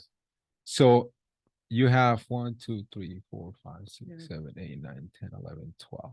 About 12 parking spaces that are double stacked so far. 11 on top. Yeah. Okay. All right. So those areas, I'm assuming, are going to be mainly for residential, correct? We're not that far along, but that seems. But that's the concept. It makes the most. Sure, that's the concept because the majority, so. And the other ones, I'm assuming it may serve for the retail portion of it, if anything, correct? It would make sense for the retail portion to be the spaces on the right where you Sure. would park just like any normal Yeah. parking Mhm. lot. Whereas on the left, if we have some units that are 2 bedrooms, you could have maybe 2 spaces and you have your 2 cars stacked so that you can coordinate that much Yeah. easier. Correct. And you said something that is interesting that I think unless the mayor changed her mind, we always looked at units like this. Valerie, please correct me. What is the ratio for a unit in there for 1 bedroom or 2 bedroom for parking? I think it's 1.5. Okay, so the concept is obviously at a 2-family, you're gonna have at least 2 cars. You're only providing a car and a half in there. So in reality, the 32 spaces, there's not really 32 spaces if you have a 2-car family on this. So the overflow of those parking spaces, or even the 11 parking spaces that are on top, if you come in the middle of the day, you're not gonna go there if no one's there. Sure, you're gonna park in our municipal parking lots or close by. That is my concern. My concern is the operation part. So that to me, but again, based on the numbers on the code, they meet the code. Yeah. Reality is totally different, just like the reality from the rendering is totally different. So again, those are my concerns. It seems like you have the majority of the board to have an agreement. I think if the board is, the will of the board is to have an agreement with this particular developer is, and I will defer that to Stuart in a way, is where that agreement should be looked at least once a year, minimum. To me, that would be my 2 cents. We cannot, we have to look into this and how good of this, the development is going. Is this happening? Is he staying with it within what he's supposed to do, maintaining all the interests? I think it's a little bit more than that. And every time we have done an agreement from a perspective of someone building, which we're going to see next, I believe, on one of the work session items, is people building in a right of way. There's a charge for that. So I'm not sure if the board is thinking about doing something like that or just give them an agreement just to use that as an easement. So So we can come back to that. So I think the point here is before they spend whatever 6 figures they spend on the whole, including the lawyer fees and the architects and all that. If it's a no-go, which on this property, we've done a no-go a number of times over the past few years. So the question is this a no-go or is this pretty much a go? But now they have to go through the whole process. They come back and they increase their parking. They're probably gonna not get the easement, right? If they I don't believe do they that, have the then they probably majority, won't though. Get the easement regardless of what we said today. So it's good that we're telling them what the concerns are, because I'm sure they're taking notes, so they'll look at this in video. Which is one of the reasons we do it, so it goes on a public record, so people don't come back and say, gee, you didn't tell us that. No, we did. We did tell you the concerns, regardless of what you're asking us. You heard some of the concerns. So you've stated the concerns. The parking is a big problem, and we might decide to charge them, but we're not there yet. They have to figure out how to get all this done first. Then no, they but have to come they back need to us they want to know if they can move forward. to move forward to the rest of the process. Yeah, for the so right planning now, and the zoning. concept, it's not just a concept that we may say no, or we may say yes. Right now, they want to know if they can move forward and Right. hearing the 76% or 77% or Right. 75%. So I think most people you know, said, that's given the number of units, which is probably some of the best. I guess you guys have been talking because most developers, they've been talking to Paul and building department. No, I mean, not as far as the concept and size. Oh, okay. They sort of approached us and said, you know, we want to come before the board, Okay, and we gave our initial thoughts about the parking. okay. And the number of units or stuff, but that came as is, okay. All right, so most of the folks are saying you can move forward, and it has to come back to us at some point. Yeah, I would just like to address one comment, and Mr. Kazan, I really appreciate your comments. Casada. it's Casada. okay. My concern would be is if we were obligated to have, or if the village was willing to give us a 1-year easement. And we'd have to come back on an annual basis. It'd be concerning because if we ended up constructing the building. That required access through the municipal lot. And that easement was only for a year as opposed to in perpetuity, and whatever that ends up looking like and however we negotiate it. But if it was only 1 year, and after 1 year. The village says, well, we're not gonna, whether it's changing the board or who knows what the reason, you didn't extend that easement for the second year. You effectively rendered parking on the site.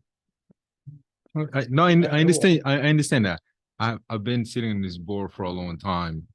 And any of the cases, we have done anything like that. This board has done it. To me, the concern is make sure that you're maintaining what you said, Understood. you do all We're the not the stuff. problem. It's To the do developers who it, changed the game developers midway. itself, Yeah. to me, is a problem. I appreciate So that. that's the reason why, again, it's just me that has a concern.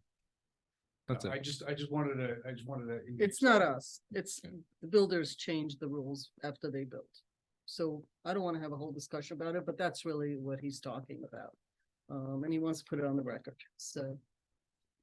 We're good.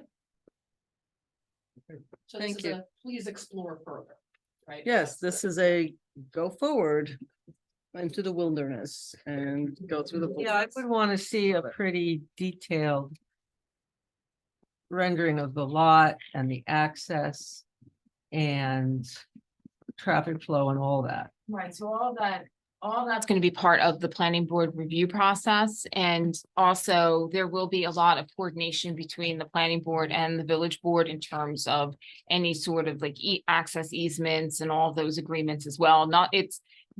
For sure, this project is not gonna make it to the very end and then just show back up on your plate and say, okay, please like approve this, right? There is gonna be a lot of coordination. So we're just at the very beginning of the process, but it doesn't make sense to have them go before the planning board if this village board was like, no way are we gonna even think about granting any sort of access. Right. Okay, Appreciate thank you. that. Thank you. very Okay, much. Thank All you. right. Thank you. Next. Thank you. So next, we have our superintendent of Parks and Recreation, coming? Bill Oh, he's zooming Garrison, in. on Zoom. And I'd also like to invite Aaron Spring up to the podium. Thank you. We're here to discuss a suggestion that Mr. Spring has brought forward about a plaque and a flagpole in Veterans Park. So with that, I'd like to turn it over to Bill. Thank you. Good evening, everyone. Earlier this year, Aaron Spring led a group that came to the Recreation Advisory Board looking to place a flagpole and a plaque at the lower field at Vets Park. The Recreation Advisory Board had some questions regarding it and subsequently liked the idea, and we wanted to bring it here to the Board of Trustees to hear about it. So I'll turn it over to Mr. Spring and he can tell you a little bit about the proposal. Sure. Thank you, Bill. Honorable Mayor, trustees, village manager, counselor, thank you for your time. A couple of years ago, a very influential figure in our community, Mike Novotny, beloved coach, father, husband, great man overall, passed away suddenly. So we had the idea, I'm actually joined today by his wife, Michelle, sons Connor and Jack, and I'm friend Hayden Venuto. We had the idea of putting up a flagpole in center field at Veterans Park, as well as a plaque to honor his memory and honor his dedication to the village of Ossining. He was a football coach, he was a baseball coach, he served on multiple boards throughout the community in a volunteer capacity. So we started doing research, we started looking at how we can honor him. We found poles that are made in America. Mike was a big patriot, he believes in this country, believed in this country heavily. He believed in the American dream. So we wanted to honor him with a pole.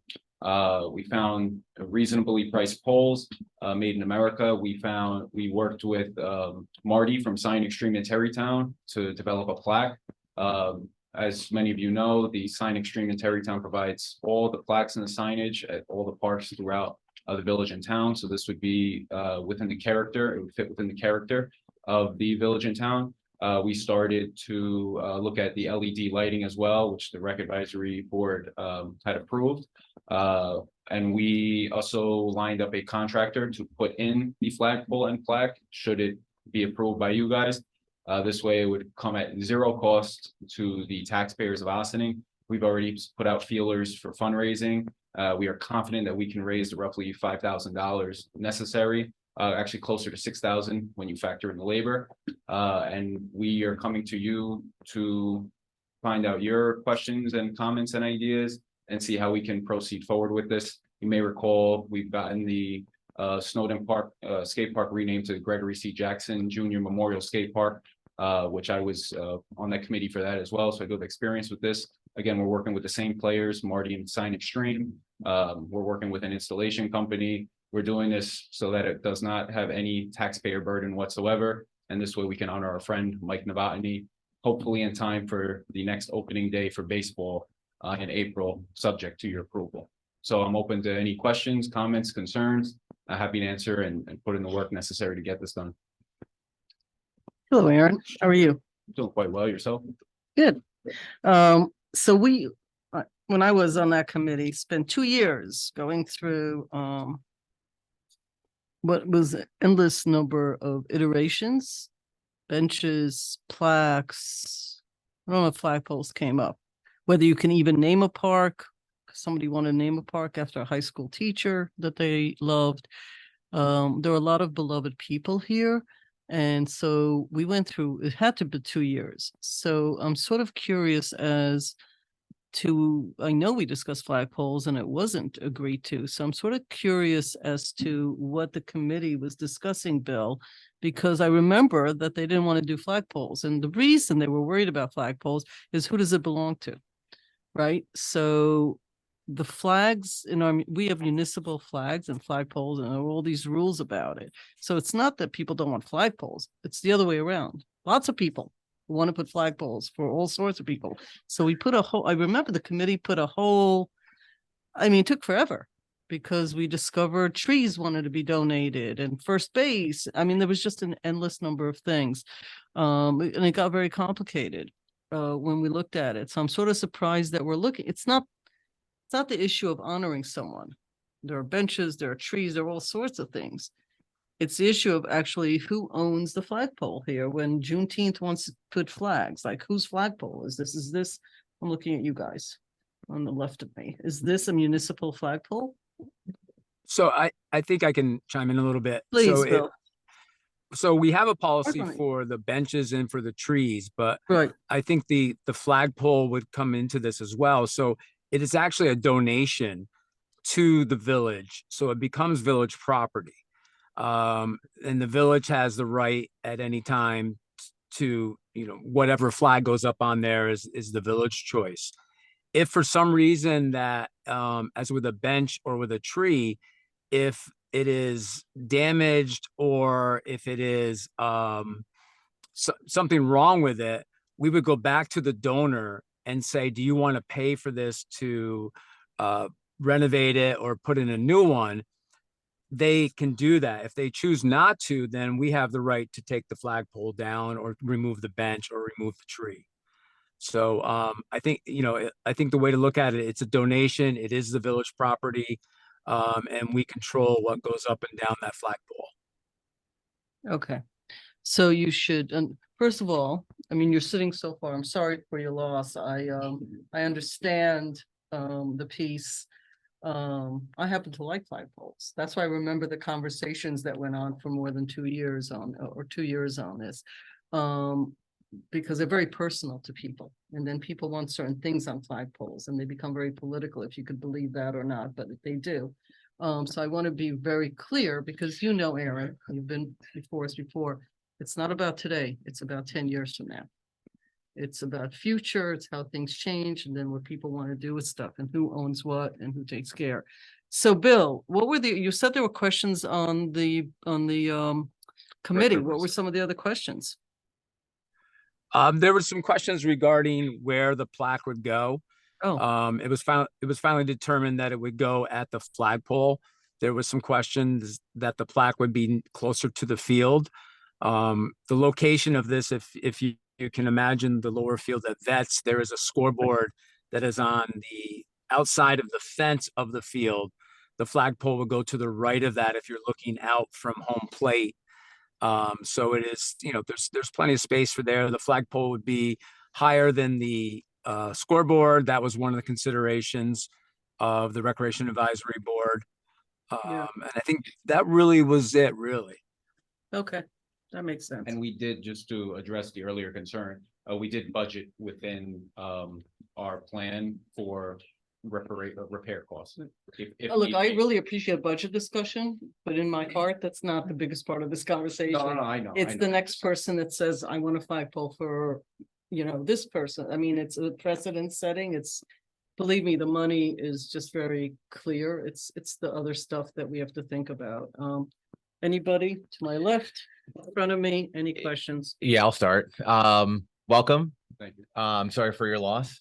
And thank you for the work you've done up till tonight to recognize this community member. It means a lot. The kind of concern that the mayor raised with kind of precedent setting and so forth has showed up in another space, which is street naming. And so the way that we dealt with it there was coming up with a process, and the historian comes in and so forth and so on. It sounds like if we were to come up with a process for a similar type of memorial or something like that, when it comes to something like this, it would follow a similar process of bringing it to the Rec Advisory Board instead of the historian in that case, and so forth, so that there are kind of approvals along the way of stakeholders that have an understanding of more of the context. It seems to me like you've done all of the kinds of things that we would want anyone that was coming in front of us. If they said, hey, I want to do a flagpole over there, we go, okay, we'll go to the Rec Advisory Board, talk to this person, that person, look at the cost, blah, blah, blah. And you've done that. And so from my perspective, I feel good about it. And I also want to recognize that when it comes to street namings, I'm always the person that says, I'm all for wanting to recognize this person. And is this forever? Are we naming this street for 100 years, for 200 years, and then can someone else name the street after 500 years, like whatever? So I recognize that this is not the same kind of thing because obvious reasons. But I recognize the approval we would make today, not this date, but this day and age, is in perpetuity, and we're saying other future generations have to figure it out. But that's also kind of the point, is to remember for future generations to recognize who this person was. So that's where I am. Thank you. I forgot to ask, I'm sorry. I think Bob might want, but are there any other flagpoles in that park? So yeah, there's in the circle. In the circle, yeah. That's what I thought. Right. The notion of this flagpole would be in part for the Star Spangled Banner, so the kids could just face center field instead of, they can't see the flagpole from the current juncture at Lower Vets due to the trees. So this would be straight shoot. Okay. You can see it. All right. Good evening, Aaron. How are you, sir? Good. I like the concept. My one question is there plans for this to be illuminated at night? Yeah, so we had looked into the LED LED lighting for safety reasons. And I believe when we had presented to Bill, it was a solar powered one, the solar powered battery. So we factored that into the budget as well. So the answer is yes, for safety reasons. The intent is to put the flag up, leave the flag up. Yes. Except that it may be in 2 years, the board may decide they don't want flags up all the time, whatever, they'll decide to 2 take years it from now. down, whatever. Yeah, that's I'm gonna be okay on with it there. right now. Nothing is, yeah, okay. It's residential area. That's, I'm sure they're shut off at a certain point now. Yeah. Okay. Anybody else? Comments, questions? Hi, Aaron. How are you? I'm good. How are you? Doing well, Thank you for all you do. My pleasure. Thank you. I joined Aaron on some of the litter pickup Mhm. days and Keeping Ellis clean. keeping Ellis Place clean. Tall order sometimes. But I understand. Again, I wish I'd known him. I'm sorry for your loss. And certainly he sounds like he was a real great guy and a pillar of the community and important for kids. And I think that honoring people like this is great. And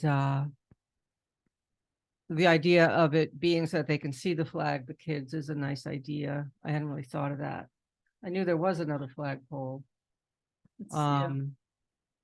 Will it be as tall as, would it be as tall? No, as the we're flag? looking at, I believe 15 feet, because, I'm sorry, 20 feet, because the scoreboard is 15 feet. So it'd be just above that. Do you have any idea what the plaque might say? It would just be about, Yes, we have I can send it to the village board. I sent it to the rec advisory. We already got the proof from Sign Extreme. I'll send the language your way. It was actually written by Michelle. okay, no, I'd like to see that just because. Just so you know, I'm into language. Christy White was the village historian. So the history of people and things is a curiosity. It's something she's very interested in. It's done with a lot of love to make sure that it looks great, and she always wants more. So, yeah, that's it. Thank Thank you. Sir? Aaron, it's always good to see you in Always these a pleasure. meetings. You always come up with something very interesting that helps our community remember things that sometimes people forget. I'm really sorry for your loss. I know how much someone like that means to your kids and to the community at large. I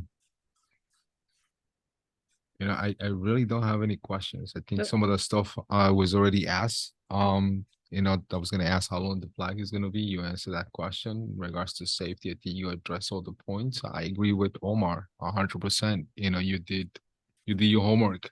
Thank you. So thank you for that. I think that's very valuable for us to make a decision. So I'm okay. Thank Great. The staff, anybody have any comments or questions on this? Okay, great. So for me, it looks like the board unanimously, looking at faces, thinks this is a great idea. Thank you.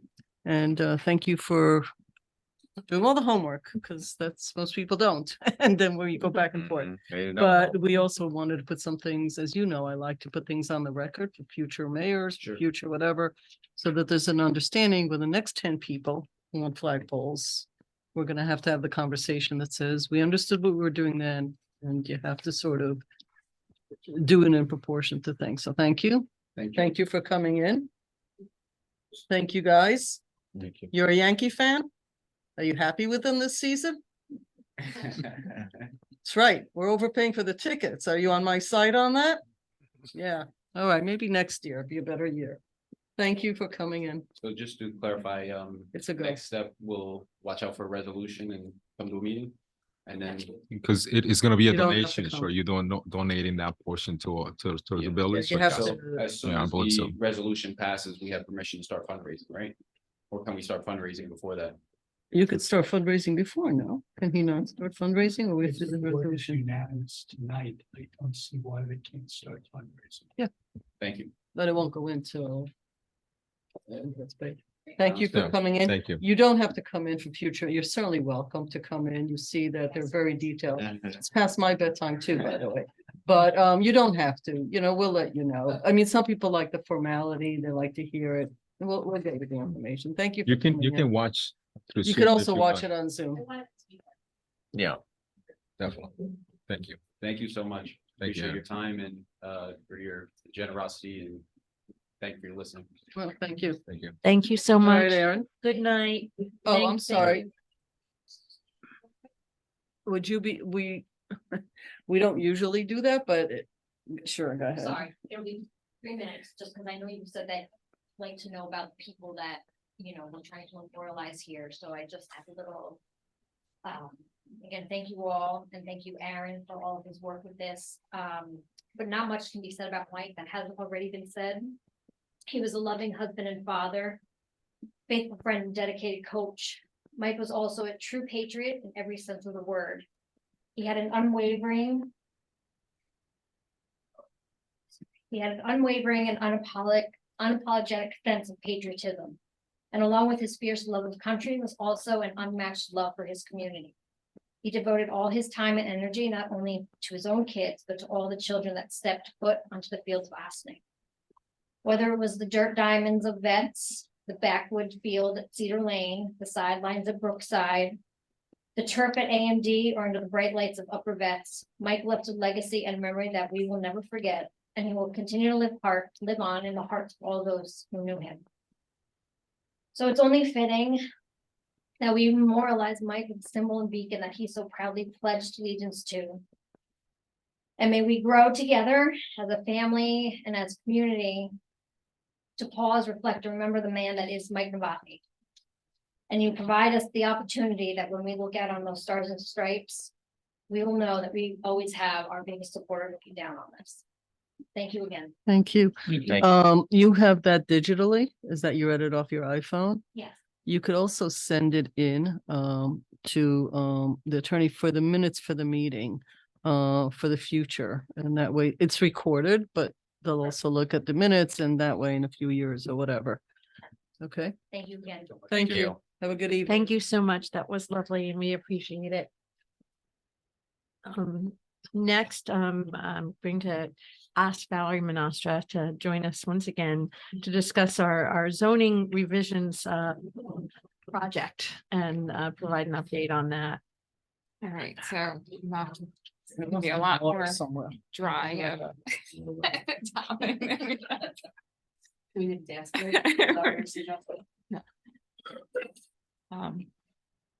Should I start? Okay. Oh, okay.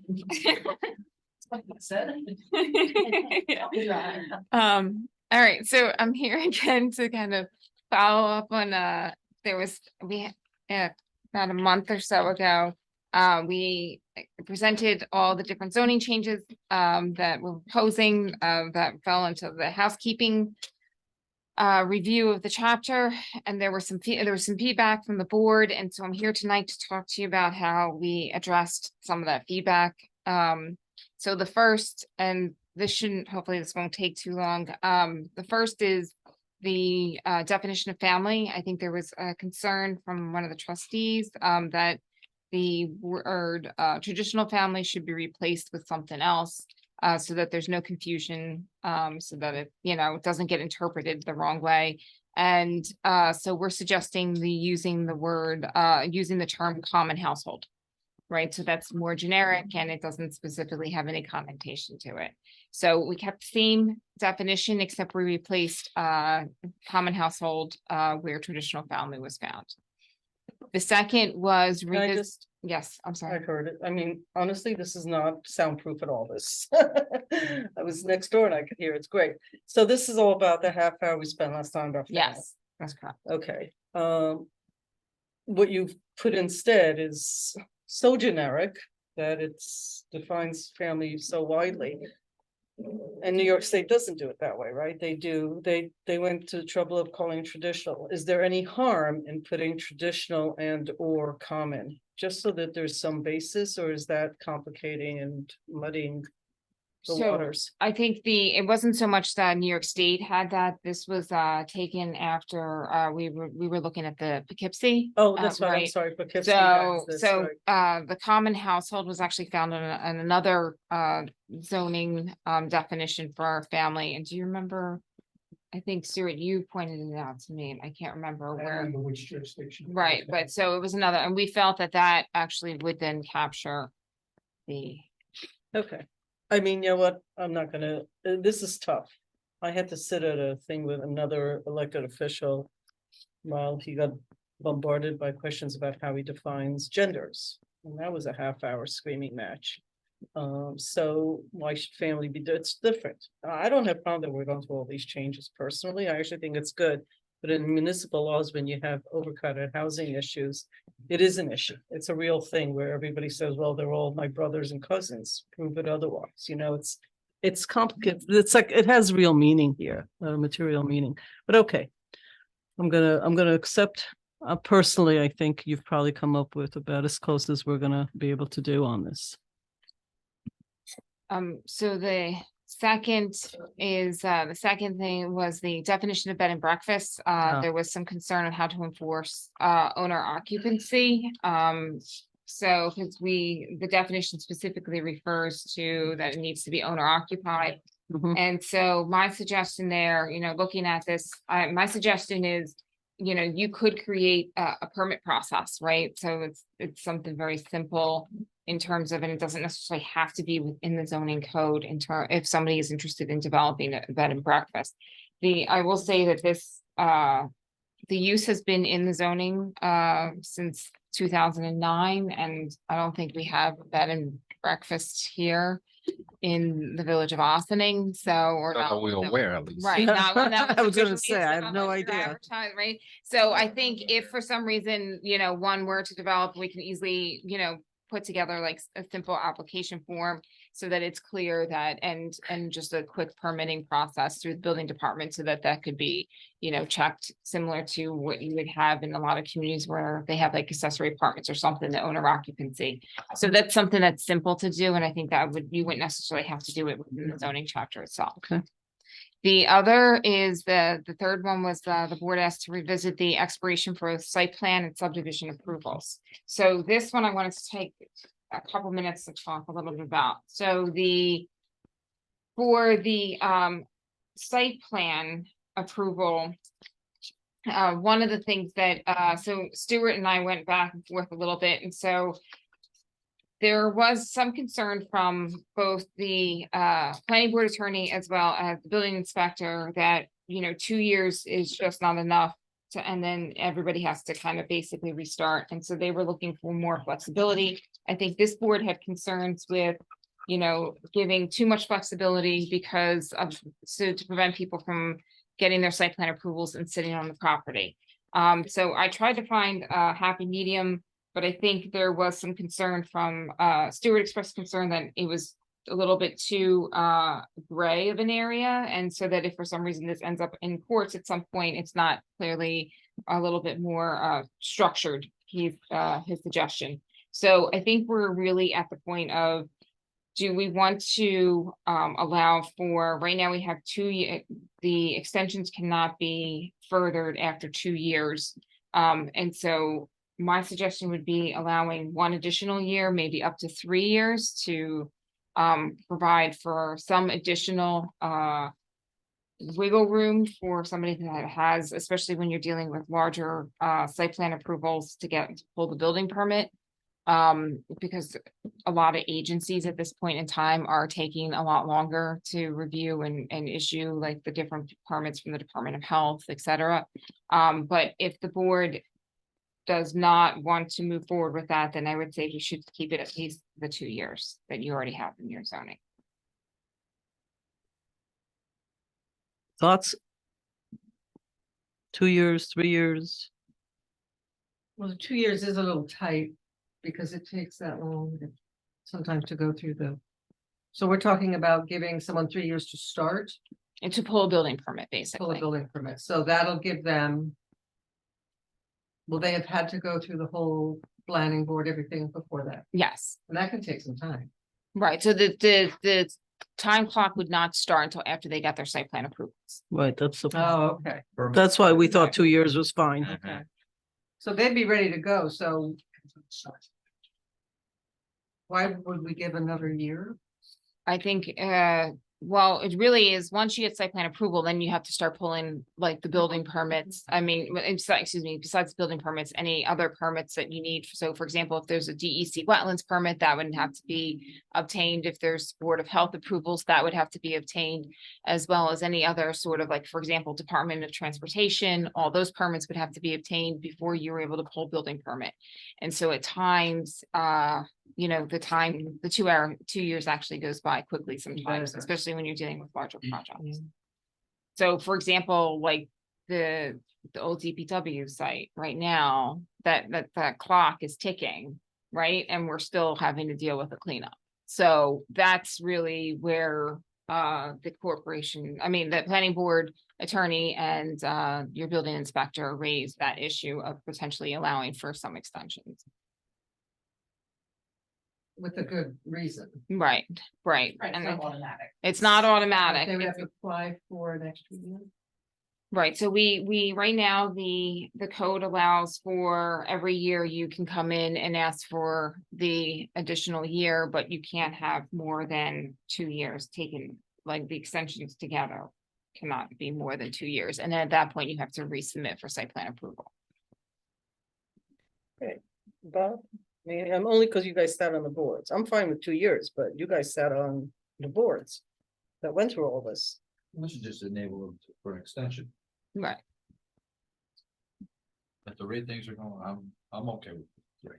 You're okay with 3? And you? We should keep it with 2. I think part of maybe, and not to take the powers away from the planning board at this point, but if there's a reason why they need to extend, if anything, I think we have done this before in the past. I think we do that for just skip on mind.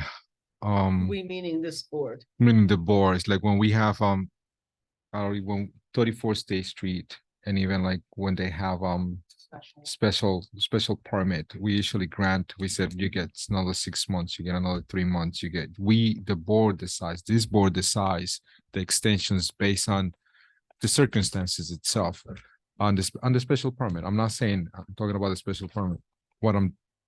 I mean, if the board, maybe there's something that could be added to it, it should not be another automatic year.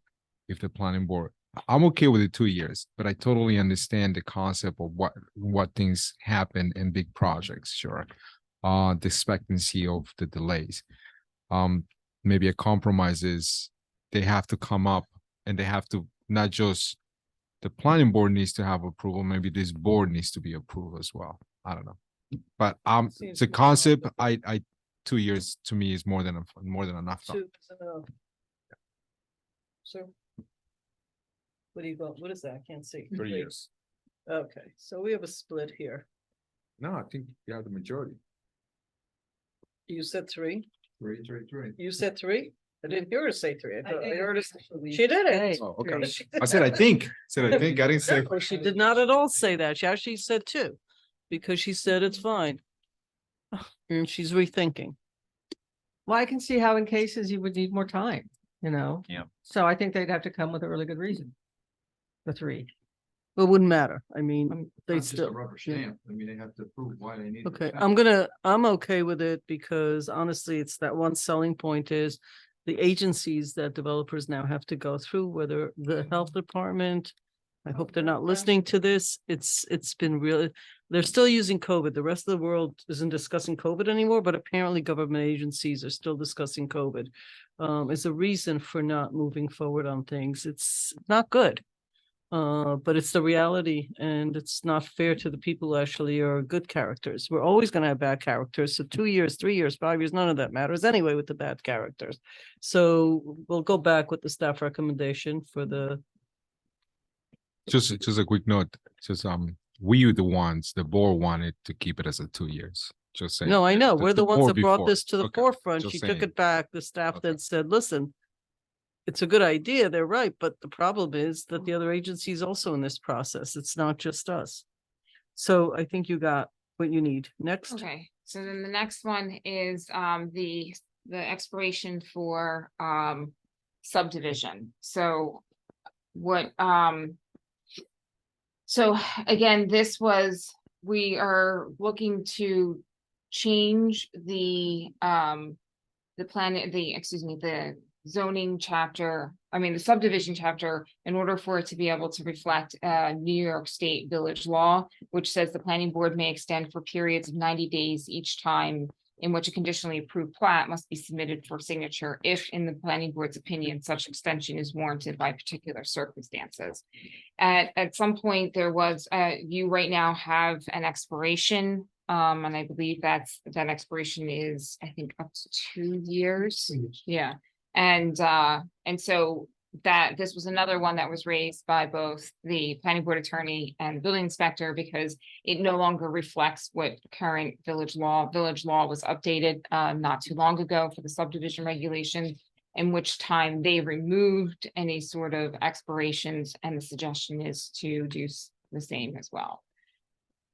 And when was that done? When we updated the comprehensive plan? The original one was 2009, when the No, expiration.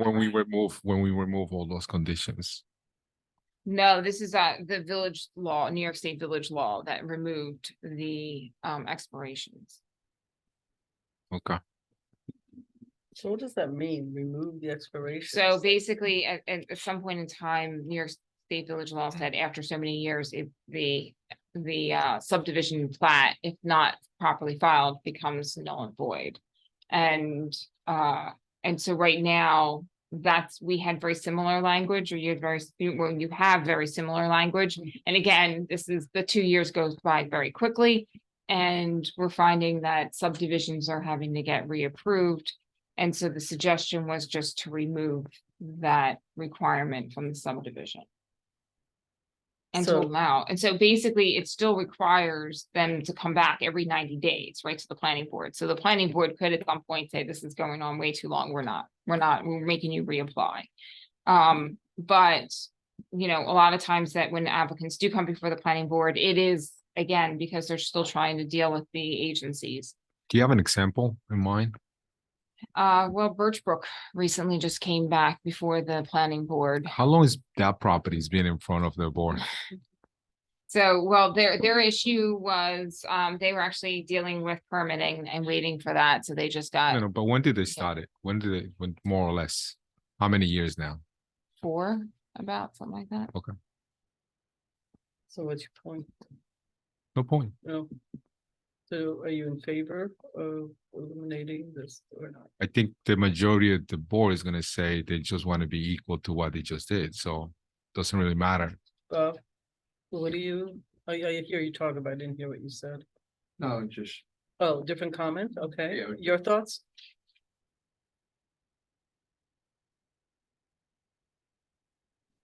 What's the end goal here? It's just, always, what's the gain, or, you know what I'm saying, what's the? Right, so for the expirations, the end goal is just to prevent applicants from having to come back for a project that they want to move forward with, the village wants to see them moving forward with, and not having to repeat the whole application process again, and having to repay all the fees and just that extension. I think it's to streamline would be the Right. easiest way to say this, right? I'm not sure if it streamline is the correct word though. No? Because the streamline is pretty much, as you know, you try to get to the end goal the fastest you can, sure, without any of the stuff. This is not that. Well, I would feel that way if I thought that the developers were doing this on purpose and moving the can down the road. I'm hearing a different description, which is they actually have the intentions of closing this deal, but are being prevented beyond their control. Right, because you would usually find is when something falls apart or they just disappear, they really disappear, right? You don't see them constantly coming back or extending or asking for the extensions or having their attorneys ask for the extensions. So it just ends up becoming more administrative than anything. Why is Birchbrook, why do they come back? What, something expired, all their permits expired? So their subdivision approval ended up expiring, their site plan needed another extension, the wetlands, like everything needed extensions, and Just because, because everything's taking so long? yeah. What is the portion that is holding them up in this particular case, Melanie? I believe, if I recall, I think it was with the health department, I believe, something like that, yeah, it was the county. So they have to go through everything again? Yeah. So, well, they were before our boards, it took them like about 2 months because we had to bring them back to like the ZBA, all the boards had to re-up all the expirations and everything, and then they were, finished. But on a couple of them, we actually had to, because they were new applications, we actually had to reissue like the county referrals and that kind of stuff again, and re-notice it to like Briarcliff, and nothing was changing, but it all We're had to be changing redone. it so that They can prevent from doing that in a longer period of time. I mean, if that's the case, why don't you just go for 5 years? If Bridgebrook is already 4 years, Right. forget Well, I about mean, the that's, 2 years, forget about the 3 years. At this point, might as well just give him 5 years and try to make it standard throughout, no matter what the process is. I think that will alleviate a lot of the problems. If that's what I'm hearing, sure. That's what I believe. That's what in a way, that's what's happening right now. right. So I think, if you want to, you mean allow for 1-year extensions up to 5 years? Is that what you're suggesting? Pretty much everything throughout. I think if they dealing with one issue on 110 and they doing something else on the other side, but this agency takes longer than this other agency, by the time they get the approval from Right. here, they're going to need approval for this again, for the Right. village. And by the time they get all the stuff, even if they want everything at the same time, the 3 year, it may need another extension at that point. If nothing has changed, then, might as well just give them 5 years. Or don't have anything at all. I mean, as long as there's no changes. Again, it seems like the majority of the board is in favor of extending to 3 years. So I'm not going to speak from the board, but it may seem that, be logical for this particular case. I mean, and I know another case that still haven't got the approvals from other agencies either. And they're still, lingering out there. And another project that probably all the approvals are going to expire if they don't do anything. So I don't know. What was the recommendation?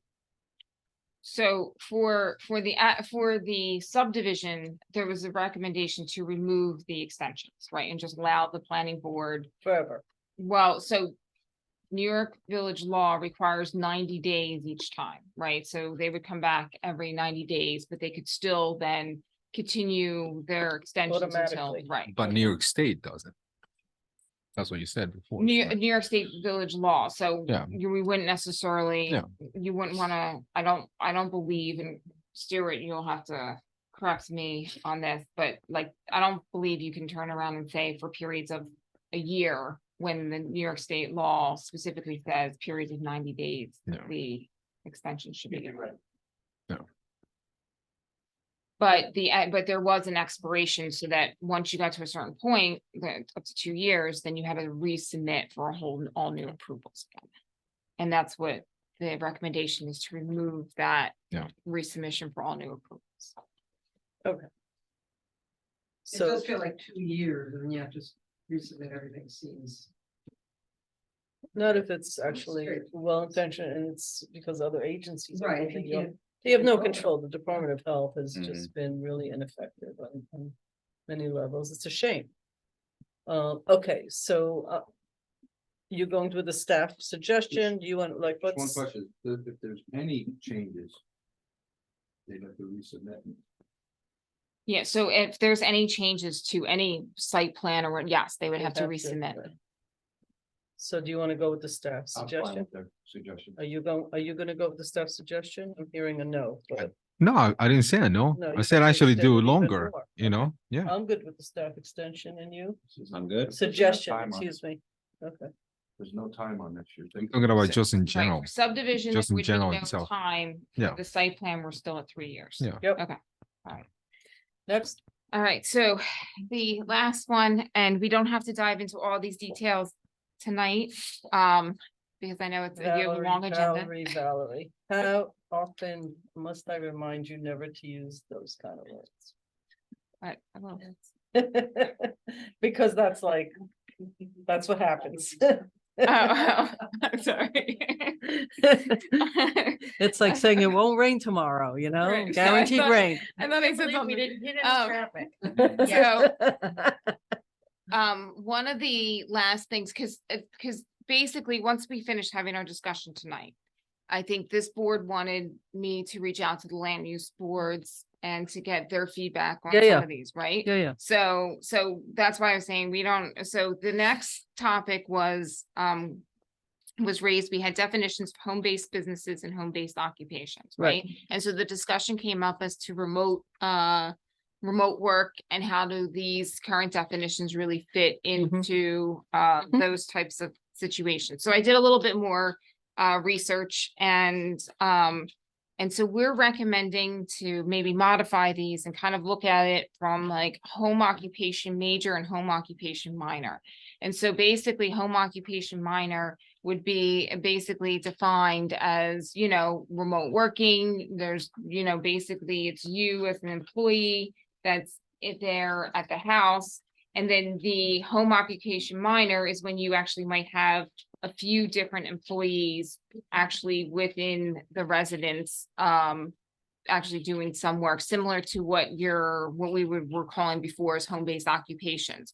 But this way, it's not so much, in the past, it was always defined based upon like the actual use. And this would be more based upon like the number of employees and just the overall intensity of one would be the minor and one would be the major. So the two definitions for home occupation minor, any non-residential use that it's incidental and clearly subordinate to an existing residential use conducted within a dwelling unit or an existing accessory structure by the owner of the same, which does not change the residential character of the dwelling unit or vicinity, and where no non-resident employees, customers, or clients enter the premise, and where no signage, exterior storage of products or equipment are required. This includes remote working situations. Then home occupation major is any non-residential use conducted wholly or partly in a dwelling unit or accessory unit hereto by the owner of the same, which is clearly incidental to the use of the dwelling for living purposes and does not change the residential character of the dwelling unit or vicinity or have any exterior evidence of such secondary use other than a sign where the customers, clients, or sales representatives enter the premises and in which not more than 3 non-residents are employed. So it doesn't necessarily define like, can it be a doctor's office or a hairdresser, but it really just, because there's so much now with like, you know, your different types of economies that have like basically been developed since like COVID and the gig economy. And so this will allow for, you know, that kind of flexibility. And what we can do if the board is open to this, I can come back at another work session with a little bit more of any other additional requirements that we would suggest put into the zoning to basically make sure that any sort of home occupation does really retain that residential feel and structure to the house. Okay, so my thing about this is the signage. And to me, it becomes commercial usage. Okay. And I'm not comfortable with signage because it also creates parking and you start having, how are we gonna enforce this? You're gonna go what? At 3 o'clock and count how many humans are there? The only thing you can control is the outside, which is signage, parking, etc. Because, you know, a hairstylist can open their own stuff at home. And they can have 3 people now working there. Meanwhile, we've got a downtown where people are paying rent and they're doing all this stuff. It's just not fair to businesses. Working from home is a different story. It's your home. You are working at a living room and your whatever kitchen table.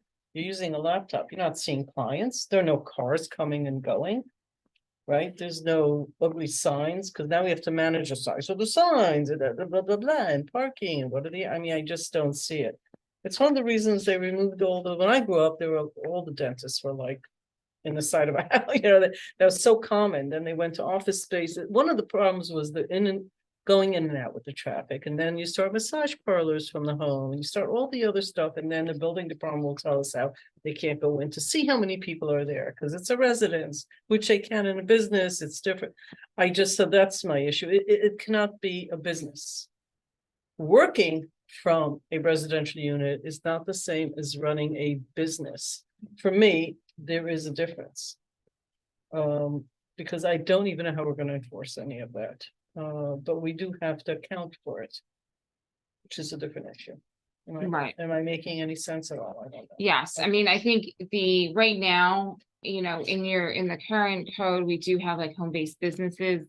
And so it does allow, like, examples were like physicians, doctors, dentists, lawyers, architects, engineers, designers. So it does specifically list potential like occupations that could operate out of a home, where this one would kind of deal with more of the intensity and, and not necessarily define the uses. We can go back and looking at the uses. I think the difficulty is, when we're dealing with remote work and some of these other, situations as to how that really gets defined and regulated, as you said, which is always the challenge. Enforced, yeah. Keep working on it, Okay. because the goal is you're working from home for a business. You're in real estate.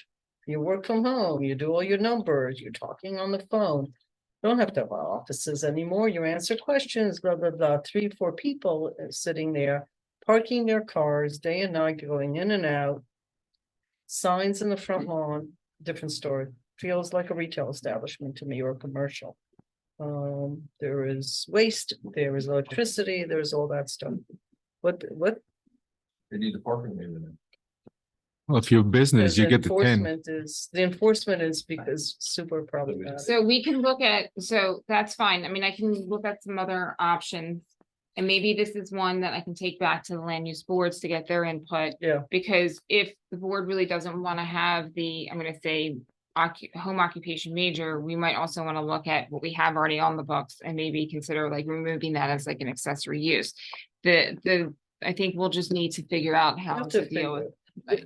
The idea that people work from home, a knitter, making sweater, whatever, and for profit, website, the whole thing, delivery, UPS comes, picks up all of that, like work from home, one thing. Same knitter having 3 or 4 people and customers coming and going, totally changes the environment as far as I can tell. For me, even a lawyer, if you just want to do your work. But if you're gonna have people coming and going, then it's not a residential area anymore. That's actually permitted in our code, as Valerie mentioned, and that be since 2000. Was it before 2009, Valerie? Was there anything on the code before? Right, it was before 2009. I mean, it's always been.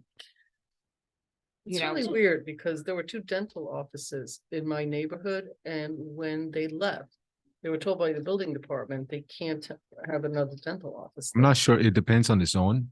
I'm not sure if probably your neighborhood was. I don't know. I don't know. I'll have to go back.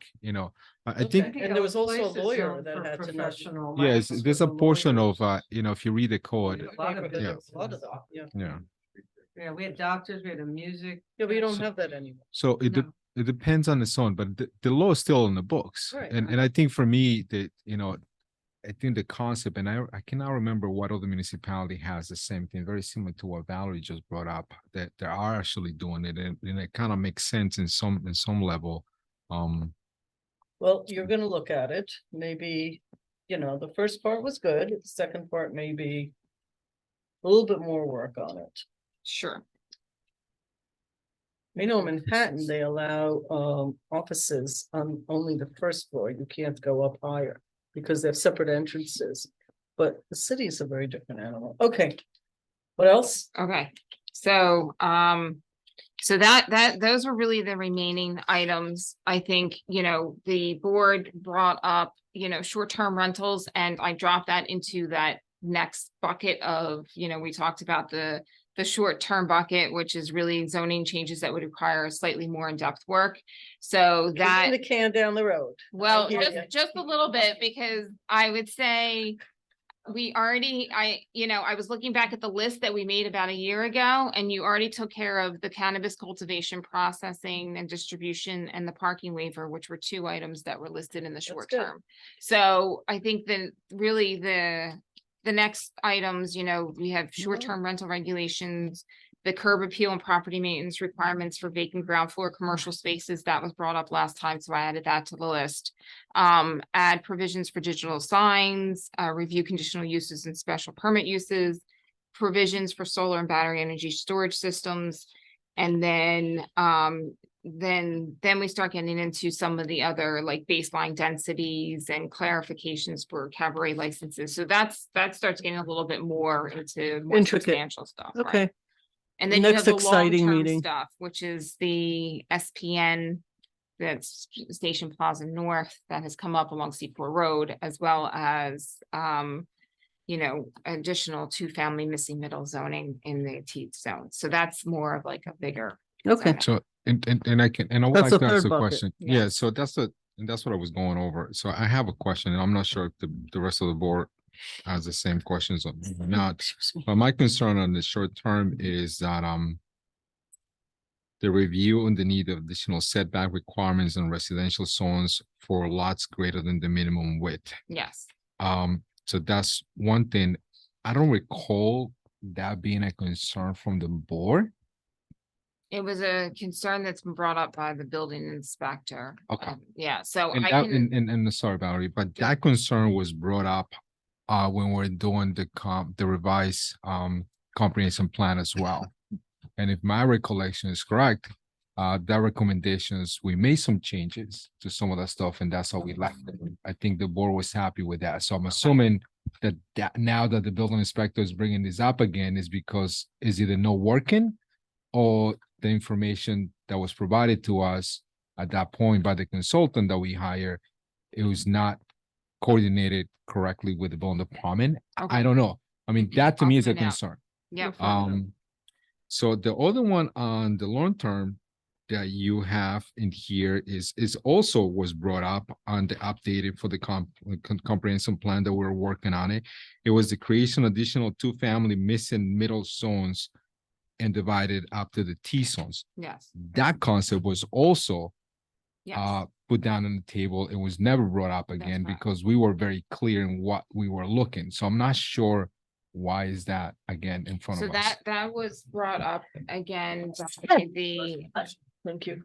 Linda, the building inspector, and, you know, I think to a larger extent, because you're still dealing with a lot of like zoning variances for some of those properties, and also dealing with non-conforming uses, expansion of non-conforming uses, that type of thing. So, I mean, that's not something we have to really dive into, but it's just something that if the board wants to explore options or bring back like really what the issues are and maybe consider additional like possibilities within some of those zones, we can at some point in time in the future, So- but it doesn't necessarily have to happen now. No, I understand that. So again, for me is obviously the long term is a long term. You know, we don't have to talk about it maybe until maybe next year, if anything, sure, because there are other things that need to happen. The sort of the short term portion of it, my concern is the last one that I read about the setbacks. Yeah. Sure. The information that was provided to us last time, I'm sure it's very similar information that you may provided this time, unless there's new information. And that's what I'll find out. Yeah. So for me, you know, for you to concentrate on all the items that I think are more important for us, at least I can only speak that are more important for me, based on your short list and you know, and other items, immediate items, is for me to not even think about, you know, the setbacks requirements, because again, that information that was provided to us last time by the consultants that we pay for, and it was pretty much the majority of the board, I think the whole board agreed not to proceed with any of that recommendations at the time. Okay, So again, it's just me. right. The board can, as a majority, can do whatever. they Why want. don't I do a little bit of I'll do a little bit more, I'll get a little bit more information to this board as to exactly what it was that Joe was looking at, as well as Linda. And then maybe it's something minor that, you know, it's not clarified here in the text that I put forth.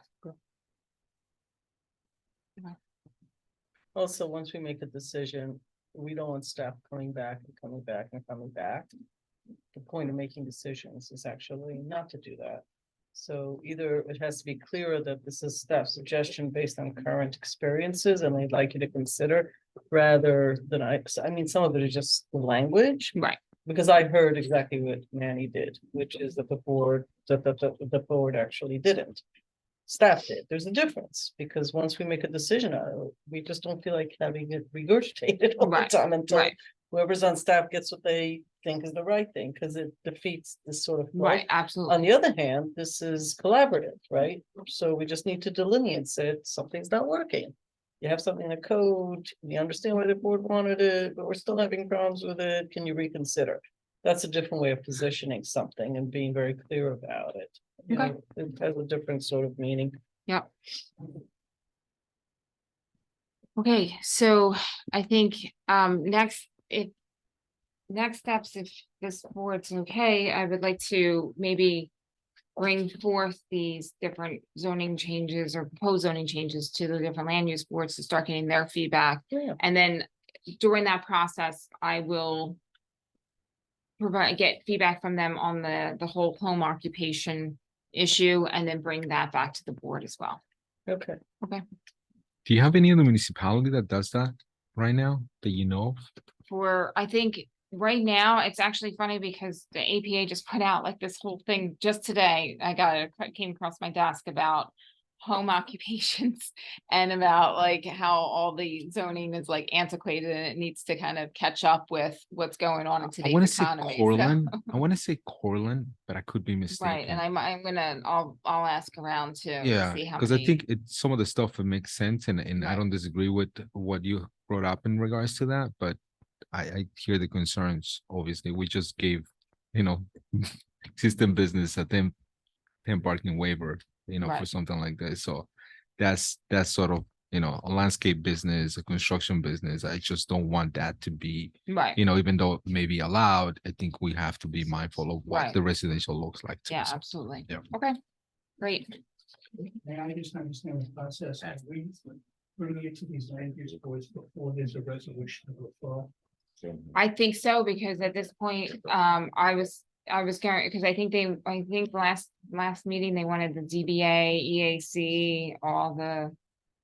Well, I think the mayor had mentioned like former chairs. Right. Of the former chairs, not necessarily the acting board, so I those was two just different. trying to understand the Yeah. process, because at some point. it's gonna go At back some to the point, it's table. gotta have like a real referral, yes, that's correct.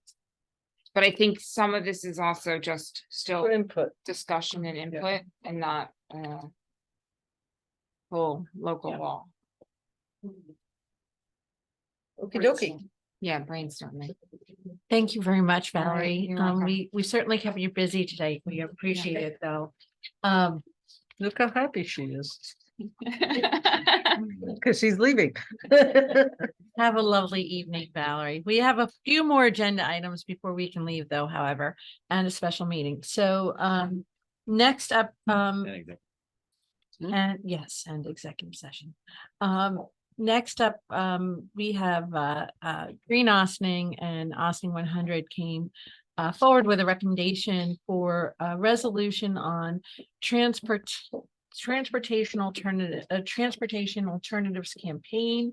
And this is very timely because it dovetails perfectly with our Project Mover, micromobility initiatives, and our vision for a more walkable, more bikeable community, less reliant on diesel powered cars and fuel powered cars. I'm sorry, carbon. You know what I'm talking about. Anyway, it's getting a little late, people, but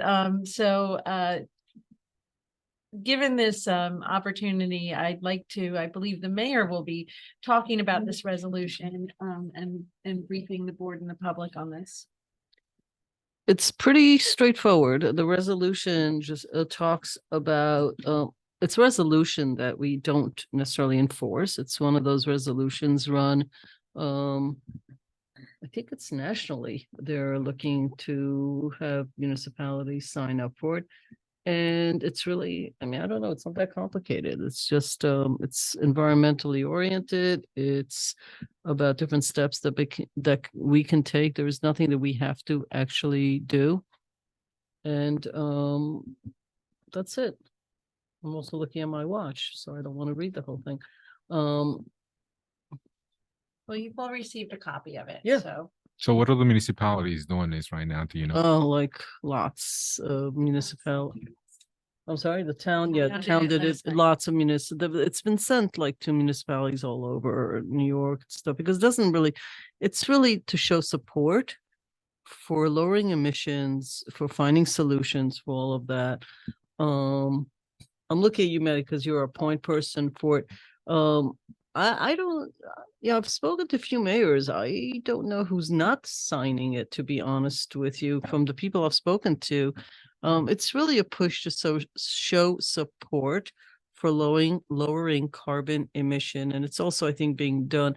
And a few resolutions are many pages long because they get very specific about the use of tar and the use of building and all that. We are not putting that in ours, and it's in your in the agenda. It's all listed. And Green Ossining had somebody really work through with it, and then our own staff also, I think, edited some of it. We didn't get specifics into the use of, what kind of tar to use and what kind of concrete to use and what kind of paint to use, because I think that's actually very limiting and different municipalities have different opinions. But overall, it's an environmentally based resolution, and it is getting late, so I don't feel like reading the whole thing. Do you have anything to add about? I'll offer a 15-second soundbite to Okay. append to that. Susie Ross, on behalf of Green Ossining, approached the mayor about this. And basically they have within their ranks a young lady who has been offered a fellowship through a North American or national program. So this is going to be at no cost to our community. She's going to sort of be the ombudsman for this program. But like the mayor said, there's no, explicit commitment. It's just a resolution of support. And it just so happens that there's going to be someone in our very midst who's going to be able to help us get the word out. It's about educating the public. It's not actually committing to, when you say work, it's about communicating the importance of different things you can do to improve, to lower carbon emission. So, and I'm sorry, Dom. When you said we're not being hauled to do a lot of this stuff, No, there's no commitment whatsoever to, there's no action for the village to take other than being generally supportive of lowering emissions, of promoting alternative. we have done resolutions very similar to this. Yeah, All the time. Yeah. yes. Okay. That's right. That's fine. Yeah. It's Yeah. really support. It's a and public support. awareness. It's yeah. a support. So okay. Is everybody okay with it? Yeah. Alrighty, next. Okay, next, Stuart and I have been approached by a resident at 13 Clinton Avenue, who has some concerns about, her property. We live in an old village, and sometimes surveys from different centuries don't match. It causes a little bit of an issue. It exists in many properties throughout the village. And Stuart's going to lead a discussion based on this particular property for the board to sort of be educated on what's happening, and as well as weigh in on next steps and how we can maybe deal with these situations, and what is the responsibility of the village versus what is the responsibility of the homeowner. Thank you, Karen. Good evening, folks. The properties that we're talking about are 42 Linden, which is the corner of Linden and Clinton, 31 Clinton, and 33 Clinton. The properties were, the map for the subdivision of these properties is from 1871. It's map 560, so they don't haven't that old anymore, really, in Westchester. But what happened is, over the years, 42 Clinton was supposed to have essentially, if I have it here, 150 feet, 42 Linden, excuse me, 150 feet along Clinton. However, as the deeds went on year after year,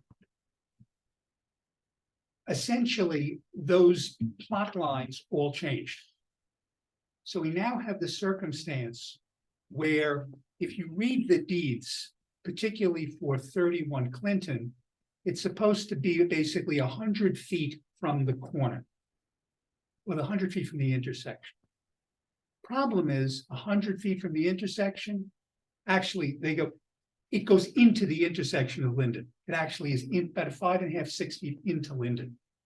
What that does is that if you measure it out, this means that the garage at 42 42 Linden is actually on the property of 31 Clinton.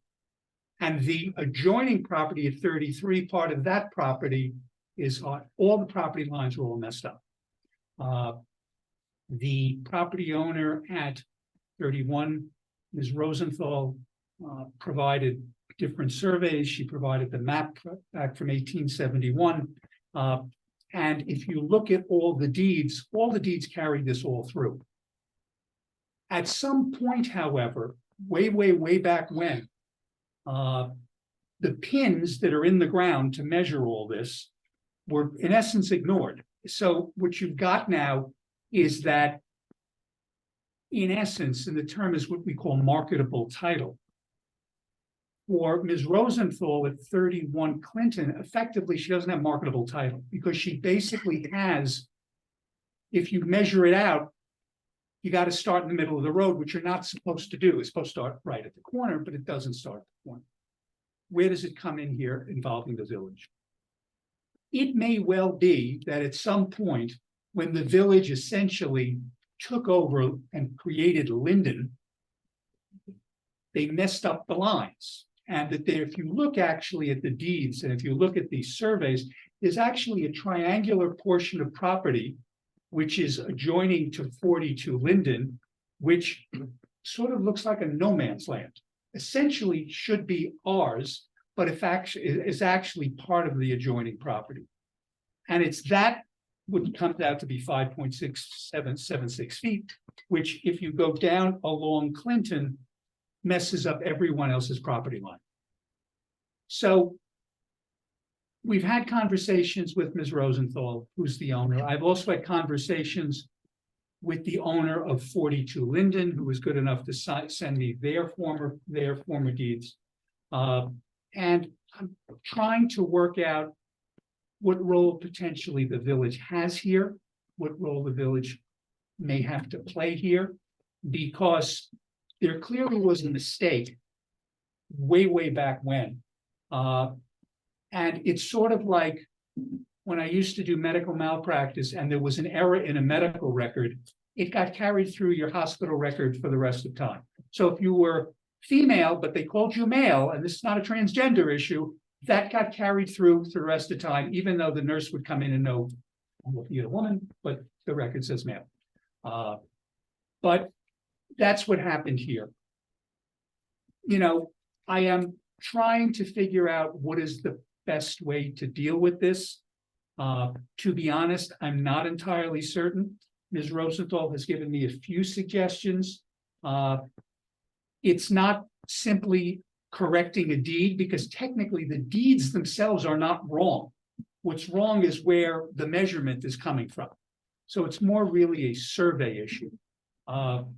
The question is, what I intend to do is to speak with one of the surveyors that the village uses on a regular basis and essentially speak to him and find out what he thinks needs to be done.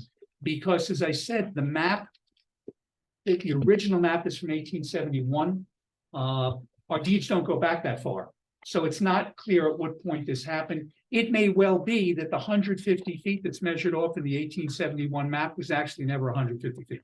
Maybe it was less. We don't know. What material effect does this have for the residents? Why is she bringing this forward?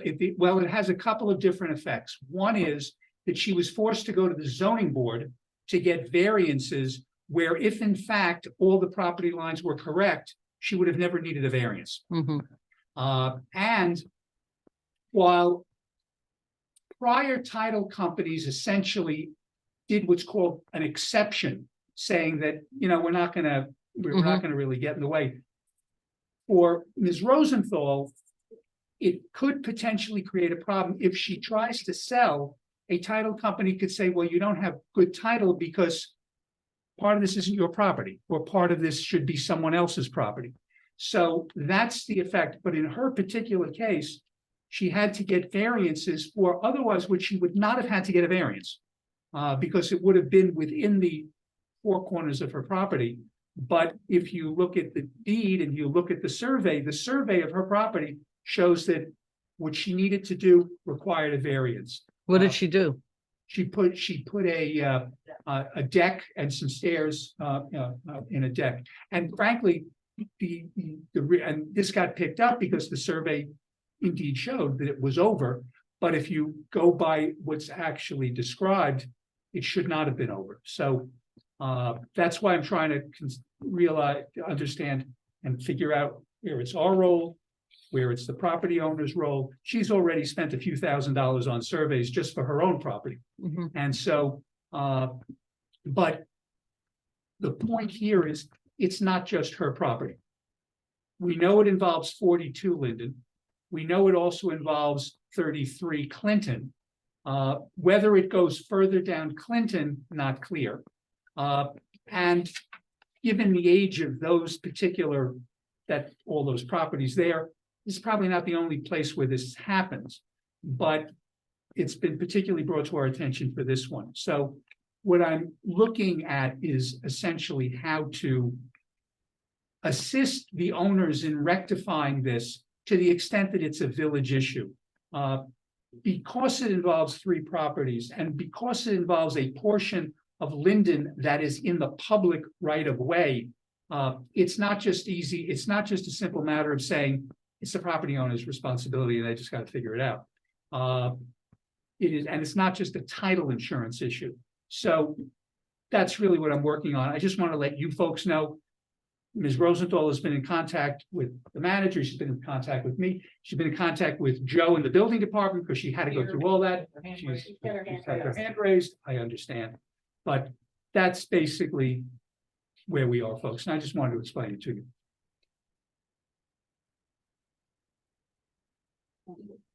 Sounds like everything has to be resurveyed. or something. It might. Well, it may or may not, because at the end of the day, it's not the responsibility of the village. It's when you buy a house, the title companies basically said, I don't want to deal with it, but they gave title. These people are able to get mortgages at the bank. It's, we're not the only village in the state of New York that's old. And when people buy houses in old villages, it's like people who come to us and say, well, I didn't know there was a water problem. Yeah, that you're supposed to do that when you buy a house. You have a responsibility to check things out. I think the attorney's point is that's why it's not so simple. It involves others because they're all connected to one another. If it was just some nice isolated property, we probably could figure it out, but they're all connected to one another. And frankly, what people did in the 1800s, nobody's going to hold the village liable for it. Just like when people come here and say my house was built and now it's falling, the answer is, yeah, you bought a house of the 1800s. It's not like because the ground isn't good. It's not the government's responsibility to make sure that when you purchase your house, do what you're supposed to do, and that your title company is supposed to do what they're supposed to do. But in this case, I think it's being brought in front of us because it's not a standalone issue. It involves others.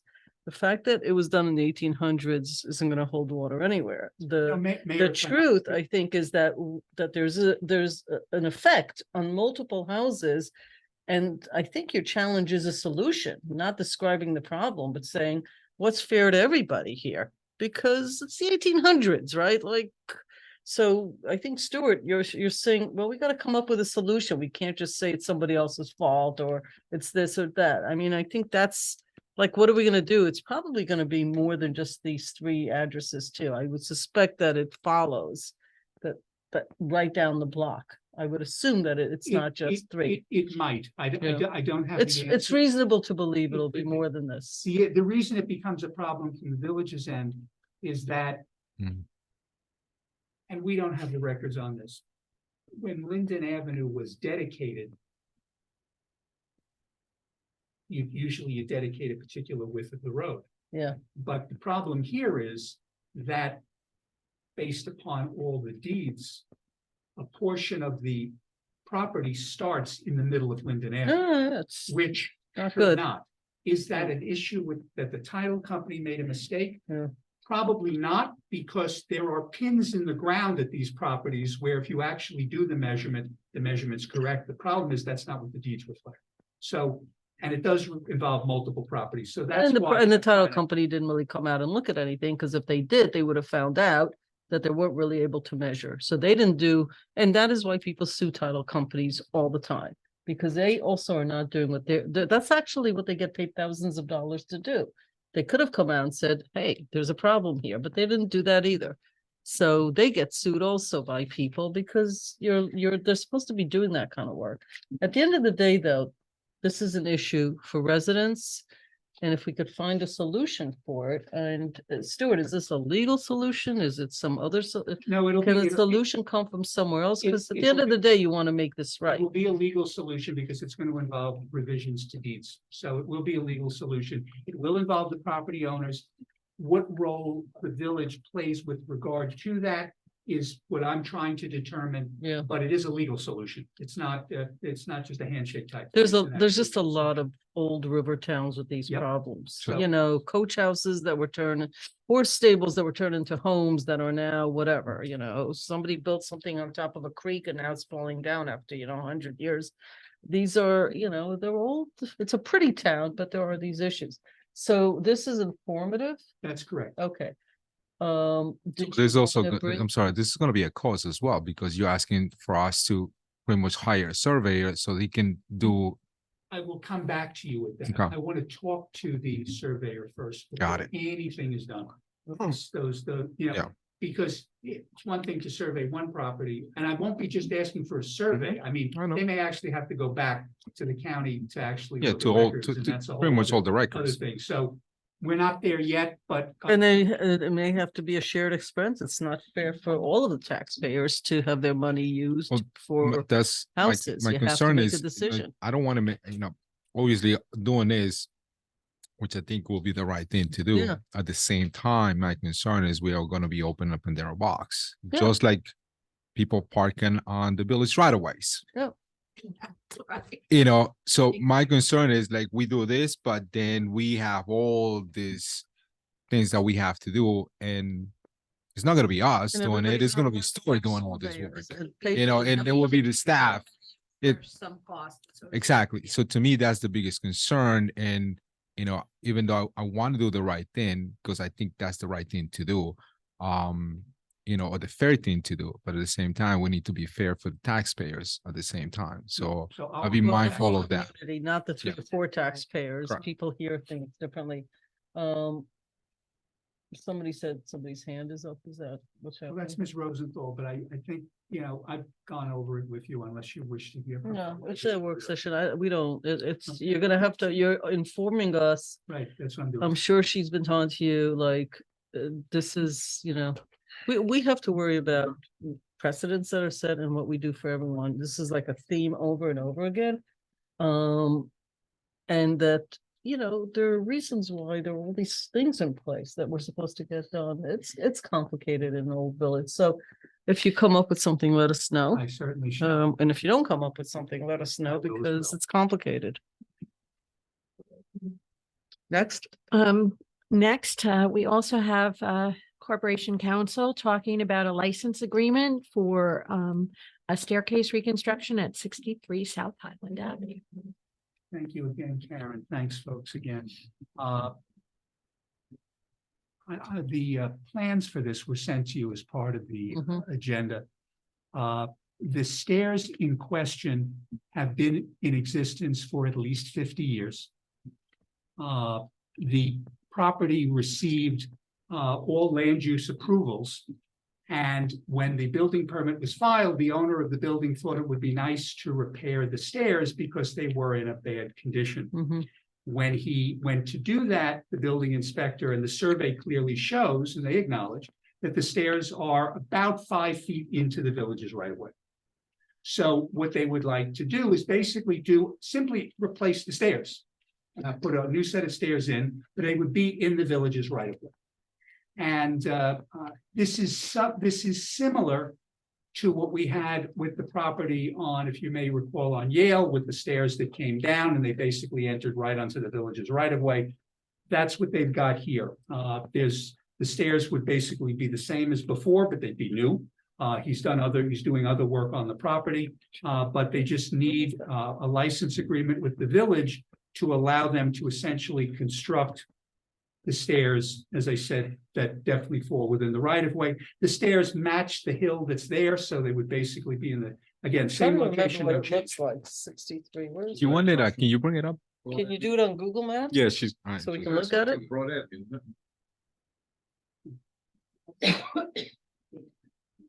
No, not that. No, So it's a not that. multifamily. And we got variance. No, it's for actually two open from parking. Google Maps, not. No, this. the Google map. Yeah, if you go to Google Maps, you can talk about anything you want, Bob. They ended the site. I'm trying to imagine it. It's making me crazy now. So Stuart, you said that they South haven't built the Island. stairs yet, sure? What? They haven't built the stairs yet, just yet. No, they haven't got a building permit yet. Okay, gotcha. So they're replacing what exists. Correct.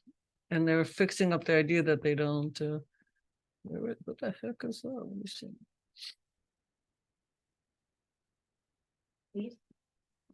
I don't think that's 60.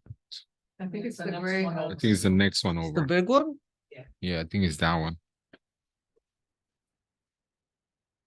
Ah, sorry.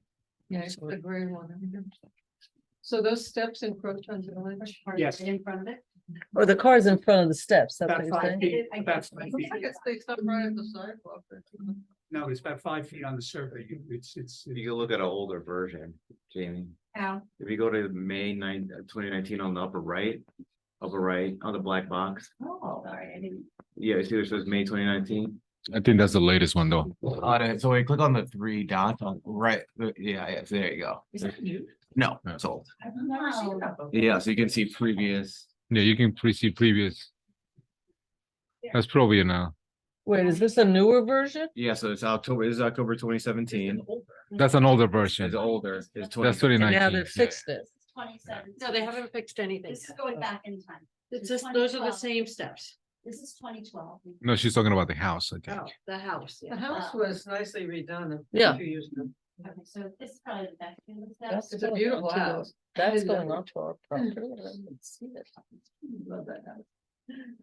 What's that concrete after between the curb and the sidewalk? What is that thing? Okay. No, the first one I think you pointed out. First one. The first one you point, no, No, go back, Yeah. go back to the I don't picture. know what that is.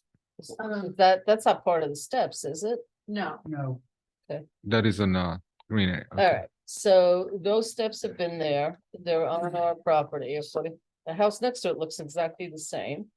So everybody must be on the property. Where does the property end? It's not at the sidewalk? No, no, it's they are, the end of the stairs, they are 5 feet into the village's right of way. Okay. so imagine the it's second, 5 the steps. second, no.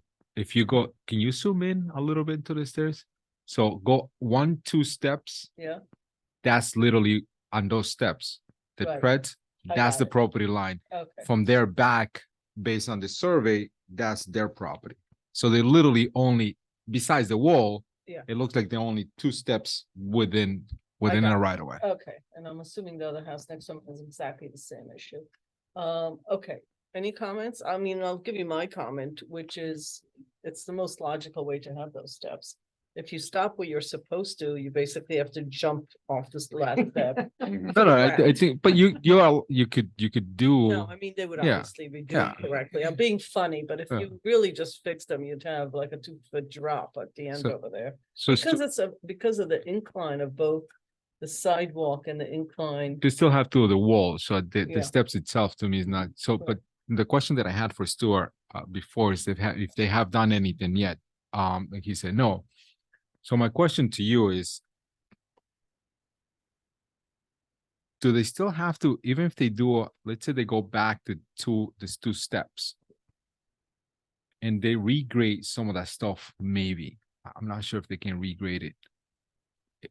If they end at 2 steps, because they can put more like a patch or just a small sidewalk, do they still have to get an agreement with us if they put us? then at they the- would have a walkway. Okay, from there just a on their walkway property, for but that. either way, Okay, they- either way, they still have to get If okay. it was a That's basement fine. or a stair. Then I'm step, okay it with would- what they're doing, what they have to do at this point. If he stops his steps at the sidewalk, it takes out what wasn't supposed to be there, then it's a village problem to tie that sidewalk in, correct? Well, he's gonna fix the whole thing. No. He wants to I'm- keep the steps up. I understand that. If he was drawing a scenario. Okay, I'm gonna stop my steps. I'm gonna regrade it and stop it. Who's responsible from the end of his steps to the sidewalk? From the end of his steps. Which to would the be village sidewalk, property. Village property, it's. the But village he's still would be supposed to responsible. maintain. but He he's still just has to supposed maintain it. Right, but does he have to construct the path there? No, No, but he how's he cannot. gonna walk on it? If he could take, he could, He put the grass back. That's what Yeah. I'm saying. He could regrade it, put grass back, but that would It's- be. But it looks ridiculous. I've spoken to the architect. It is much easier for him to just fix what's there. Yeah. Because going back in, he would have to cut into the hill, he'd have stormwater issues, he'd have other issues. Just basically rebuilding what he's got now is the easiest. fix. Yeah, I'm actually okay with okay with it because I gotta I'm okay. tell you, it actually looks better that way and safer that way. Like in other instances, it's no, you know, it doesn't look better or worse. It should be done correctly. Here, done correctly, it's actually going to be worse. I mean, the only, sorry, go ahead. Stuart, so what's And- your recommendation here? And do we charge like we do in the other place with the stairs? What happened with that? Just to stay That was consistent. 1,500, I think. I right? think The it last was one, yeah. $1,500 for Yale. So, but otherwise it'd be a one-time payment. With regard to the license agreement. it would, but the difference on Yale is that the gentleman had started the work without. a Oh, we permit. know that. Right. So this Right. is, this This is is just specific, correct. somebody who came in and basically is following the. It's trying to do the right thing. You also have, you had no alternative. So whether he started, didn't start. Right. Where those steps had to go. Exactly. Here you have alternatives. So my only question is, they're acting appropriately. Given the way it looks, it's actually the right thing to do. I mean, otherwise people don't have to come in front of us. Otherwise, you know, like a computer could figure out the right or wrong here. You have to use a little common sense. Common sense for me, and you know, I usually go the other way on these, is that this is the best alternative. They're coming to us in advance. They're doing the right thing that everybody should be doing, coming to us in advance and saying, look, this is the most, I'm okay with it. The question is, should we charge? So because the next person that comes and goes, well, you didn't charge him, why are you charging me? So maybe what we can, and not to deviate from some of the stuff that you say, Mayor, but more like piggybacking what Bob said, is not just, I guess, if we want to look at just the steps, then we can look at just the Right. steps, sure. But if you look at the site plan that was sent to us, they did get approvals for all the stuff. And one of the approvals that they got is the variance from the zoning board to make 2 parking spaces in front of the building, which that means that they have to dig or excavate already the digging. front. So they're already doing excavation work on the front of their house. They gave them permission to Yes. put 2 parking spaces in front of the That's- house. I thought we didn't that's allow what- that. That's why they're going for a variance. So Allowed to be there are already other elements within that. So if that's something that they could do, again, they still have to get, and that's the reason why I asked the store, if they go back the 2 steps, they still put a pad in front of it as a sidewalk to get to the steps. But now the main component of the steps is within their property. A pad is a pad. It's just a small sidewalk, which is different than, steps. Or they can just regrade and put grass on and they can walk into. Understood. So that's the reason why I'm bringing that up. Not to go back to what Why- Bob said, why but did they get permission to put 2 parking And the spaces? zoning in board front? gave them that variance? I thought we did not, we said that we don't do parking in front of houses. They can grant area variances for that. if that's what- this is not a 2-family. This is a different zone. This is what zone is this one? This is a PO zone. It's not residential. Yeah. It's a professional business district. Oh. So I don't want to say it's the same as a T zone, a single family, but this is different. But that's the reason why they have an addition, from what I'm reading in here, for what I read that when it was sent out, they got an additional apartment, and also they got the variance for the parking. So. But again, so when I first saw this, I was like, why can't they just move back the stairs? Because they are doing all this work. If they were not doing any of the work, then I'll be like, okay, the concept is the stairs to stay with the same. So again, Understand. it was said before, we are looking at just the steps. If we're looking at just to the steps, then I'm okay with the concept of putting the steps where they are. If we're looking at the whole thing as a project, and then I think we'll be better off if they put the steps back, 2 risers back, and then just the pad or the sidewalk in front of them. That's just my 2 cents. Well, if it's a professional building and they're adding to it, then they should pay the 1,500.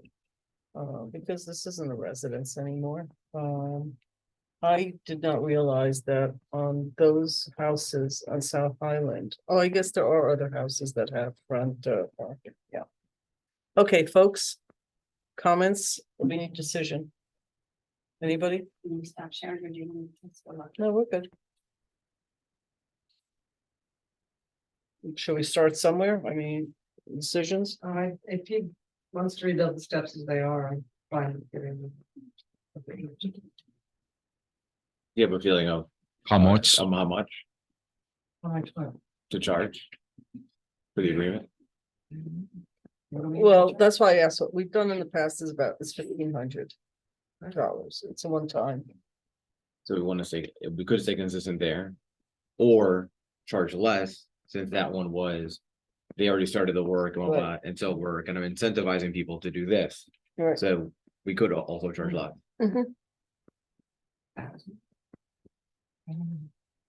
Okay. All right, it's fine. I don't want to Anybody? like arbitrarily throw something. No, I know, the numbers always become like, how do you decide what number? What are you going with there? 1,500, but I'm disbelief that they got variance to park in front of the house. I'm just putting that on record. Because it's professional zone and other houses have that. There's other houses that park in front of the house. On Highland? On Highland? Yeah, Yeah, they got a, the old, children's center got a variance for that as well. And I think another one off that side, they got that. No, they have a parking in front of the house, in one of the 2 houses. yeah, I'm a little bit surprised. I'm not sure that zoning is doing like really. Either that or we need to reopen that whole professional office on Highland before it starts looking exactly the way we don't want it to look. What's it, 1,500? I'm a yes. I'll go with 1,000, although I'd be fine with the 1,500 as well. So I'm gonna go 1,500. For 2024, I want to reopen this front of houses and front of I building. think if you're gonna do that, just the short list that Valerie had on some of the stuff, so it should be the end of this, yeah. Not in a work session, I'm gonna look at, because this is I appreciate the zoning board is independent, but I think that's a lousy decision. I agree with Bob. But again, anyway, that's a different conversation. Yeah, it's a comp plan. It's some of the stuff that was put through.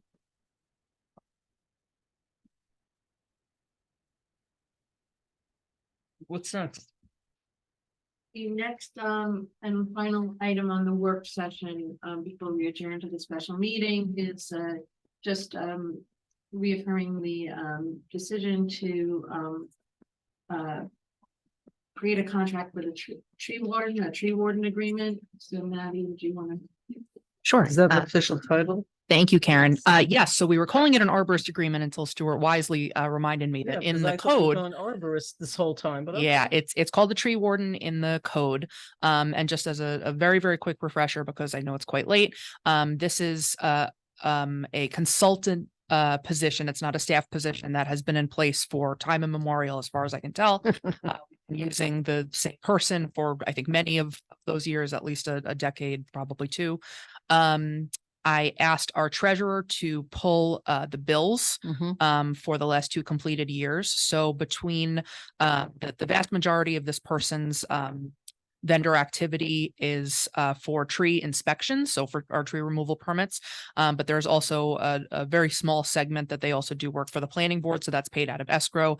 So if, for example, there's a project before the planning board that they're seeking some advice on a tree plan or replanting, something like that. So in 2021, the total between those 2 things did not pass $5,000. It was just over $4,000. And again, this is we're a pass through for, the fees paid by folks getting permits. In 2022, the total was about $7,000, but only 5,200 of that was from permits, and then the rest of it was from escrow. So basically, the person with whom we're looking to ask the board to finalize this agreement, because I know that there were some concerns raised about, you know, more competitive process and whatnot. We have asked this person to complete a contract to get us to the end of next year, at which point we can see how much time, how much we've paid this person.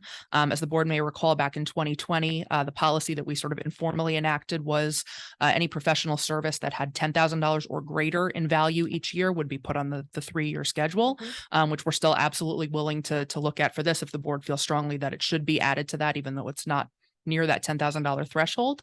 It was a sneaker squeak. That's like the wake everybody up, nails on a chalkboard. So again, happy to answer any questions. You know, we're looking forward to getting a little bit more regimented in this program, and again, work with the EAC, have a little bit more engagement with the folks who have the annual or biannual bid for the tree maintenance services in the village, so that we can make sure our municipal trees are being landscaped in the way that they ought, and happy to answer any questions. If the board is aligned, we do have a resolution on the special meeting to have Karen sign the contract. That's gonna be up 10, it'll go up by 30%. Yeah, if it goes up 30%, we're still under 10,000. Yeah. Yeah, Well, it's correct. it automatically going because the hourly. Correct, but as was shared, I don't remember by whom in the meeting. You know, we've been thinking about ways to make sure that this person is able to do their work as quickly as possible. We're actually going to have them use a village tablet, which is going to be loaned out to them, that they're going to be able to actually do the work in the field. I don't actually have a problem with that. I'm just saying. Yep. Well, yeah, It's fine. we're streamlining we're making the whole process more efficient in this process. Yeah, we have no interest in having this take longer. We're hoping that, you know, we might spend, you know, about the same, maybe a little bit more, because this person's going to be able to move a little bit more quickly. So if I have a dead tree that needs to come down, which I do I need to go to the tree warden to come? You need to apply to the building department for a tree removal permit. And then the arborist needs to go out on site, make sure that the tree is dead. You know, you would wrap a ribbon around it so they know which tree it is. They would take a photo, make that assessment, and then in the field, be able to send an email to Joe or fill out the form in Municity and say, this person's good to go. They can have their permit. And it's to prevent people from basically taking down healthy trees because they want to build. It happens all too often. Yes, Right. yes. And again, and it's an issue for the environment, for flooding, for that. Anyway, And the rate in the fee schedule is $110 for every 2 trees currently. So I've been speaking about it with Joe. You know, we're going to give it a shot over the next couple of months Right. before we go into a new year. He is you know, we're going to work to make sure that we don't have to raise that fee, because we want to make sure we're also covering the slight Right. administrative work that's you know, on the village as opposed to the consultant. But we understand that cost is a consideration for our residents, and so we're going to try really hard not to have to increase that fee. okay, everybody okay? Because we've already had a lot of discussion. Everybody good? Sort of, almost, majority, okay. Mayor, that concludes the work session. May I have a motion to adjourn the work session to go into the special meeting, please? Second. All in favor? Aye. Okay, we are now in the special meeting. It is 10:42 PM. Okay, village board resolutions, appointment of tree warden. Whereas the village of Ossining is committed to the health and safety of all community trees.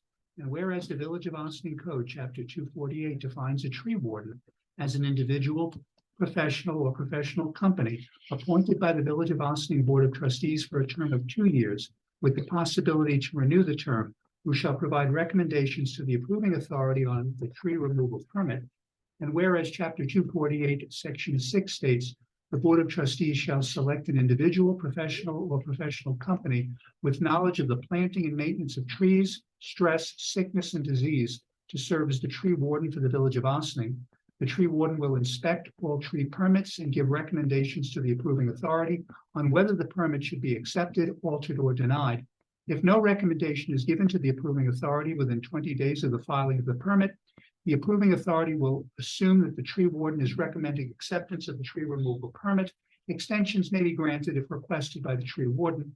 And whereas at the recommendation of the building inspector, the Village Board of Trustees hereby appoints Gene Zimmerman, consulting arborist -6012A of Hastings on Hudson, New York, as tree warden for the Village of Ossining.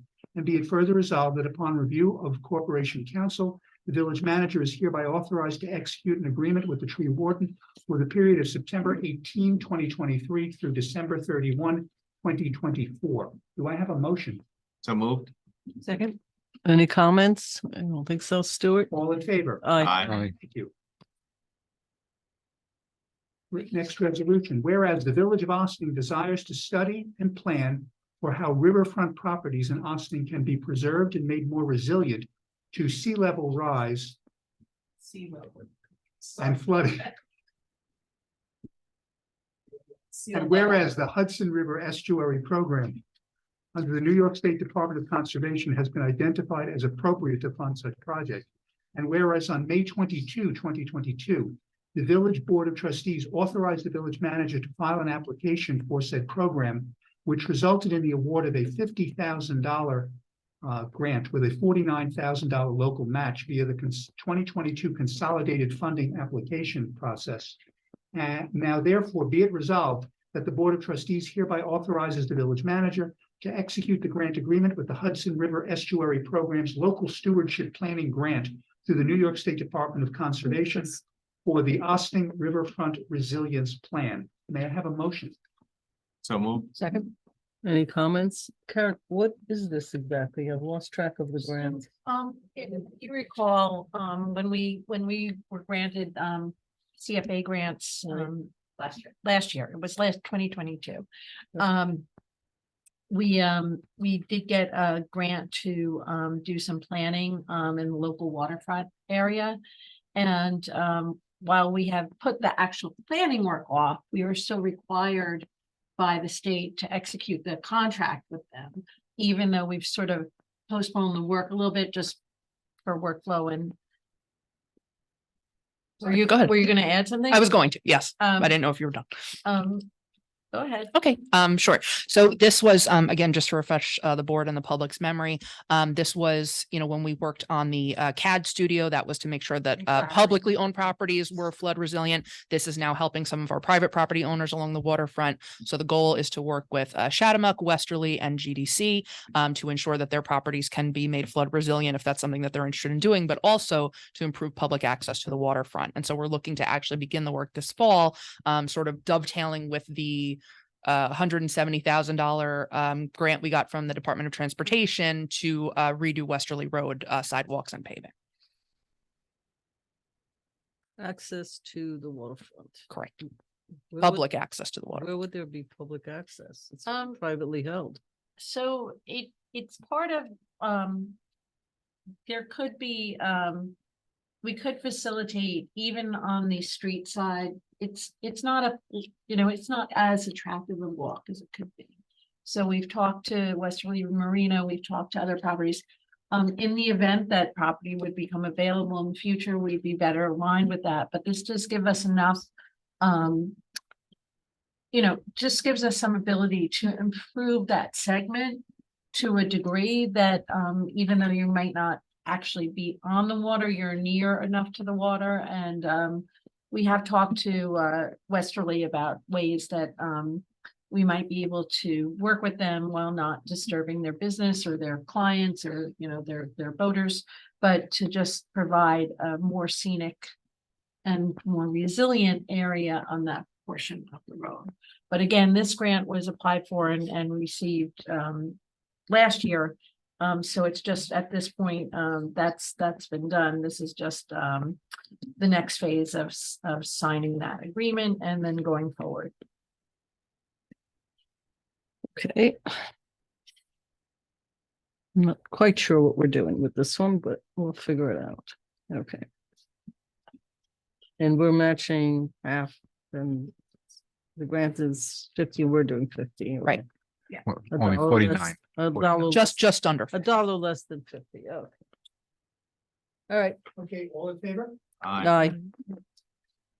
Okay, Whereas the summer of 2023 has been the hottest one on record with some of the highest levels of measured poor air quality in our region due to the drivers of a warming planet and climate change, with the resulting poor air quality causing the disruption of major public events across the northeastern United States and affecting day camps and entertainment in Austin. And whereas the transportation sector is recognized as one of the top contributors to climate change worldwide, and whereas addressing this has been a longstanding goal of the town and village of Austin, with alternative transportation being established in Austin's Climate Action Plan in 2011, which recommends measures and practices designed to promote the use of non-motorized modes of transportation, such as walking and bicycling by village and town residents. And similar goals are echoed in the village's comprehensive plan Austin Tomorrow and the town's comprehensive plan Sustainable Austin. And whereas since 2017, both the town and village of Austin have been supporting International Car-Free Day with focused promotion of alternative transportation options in acknowledgement of the need to reduce harmful emissions by reducing single occupancy internal combustion engine car use. And whereas the Village of Austin's 2022 Downtown Revitalization Project seeks to revitalize and improve the quality of life of the Austin community, the goals in the transportation component of this plan include increasing pedestrian and bicycle riding, as well as supporting cost-effective transit improvements such as ride sharing, and residents resoundingly offer their support for road work to reduce traffic congestion, improve sidewalks, more crosswalks and/or signals, and more improved bicycle infrastructure. And whereas changing transportation habits in light of the COVID-19 pandemic have added to the in-traffic congestion in Austin, as well as adding planet warming and pollution causing carbon to the environment and harmful particulates to the air we breathe. And whereas the habit of driving rather than more physically active alternatives negatively impacts the health of all persons due to in large part tailpipe pollution, which is most concentrated in areas of frequent vehicular idling, such as school bus pickups and drop-offs. And whereas children, communities of color, low-income communities, and immunocompromised populations more likely to be exposed to this form of pollution and bear a disproportionate burden of the health harms of these particulates. And whereas Austin residents have the opportunity to reduce these harmful carbon emissions and reduce the air pollution that we are currently contributing to by driving, by utilizing other options. Now therefore be it resolved, the Transportation Alternatives Campaign will be launched to educate the public on pollution caused by driving and encourage residents to drive less and use alternatives such as walking, cycling, using public transportation, including children riding school buses and using ride sharing carpooling. Do I have a motion? So moved. Second. Any comments, questions? Stuart, all in favor? Aye. Thank you. Do I have a motion to adjourn the special meeting to executive session for matters of litigation and real property? Oh, Second. All in favor? aye. Aye. Thank you. All right, we are done with this meeting. It looks like it's about 10 to 11 and we're going into exec. Thank you, ladies and gentlemen. We will see everybody next Wednesday.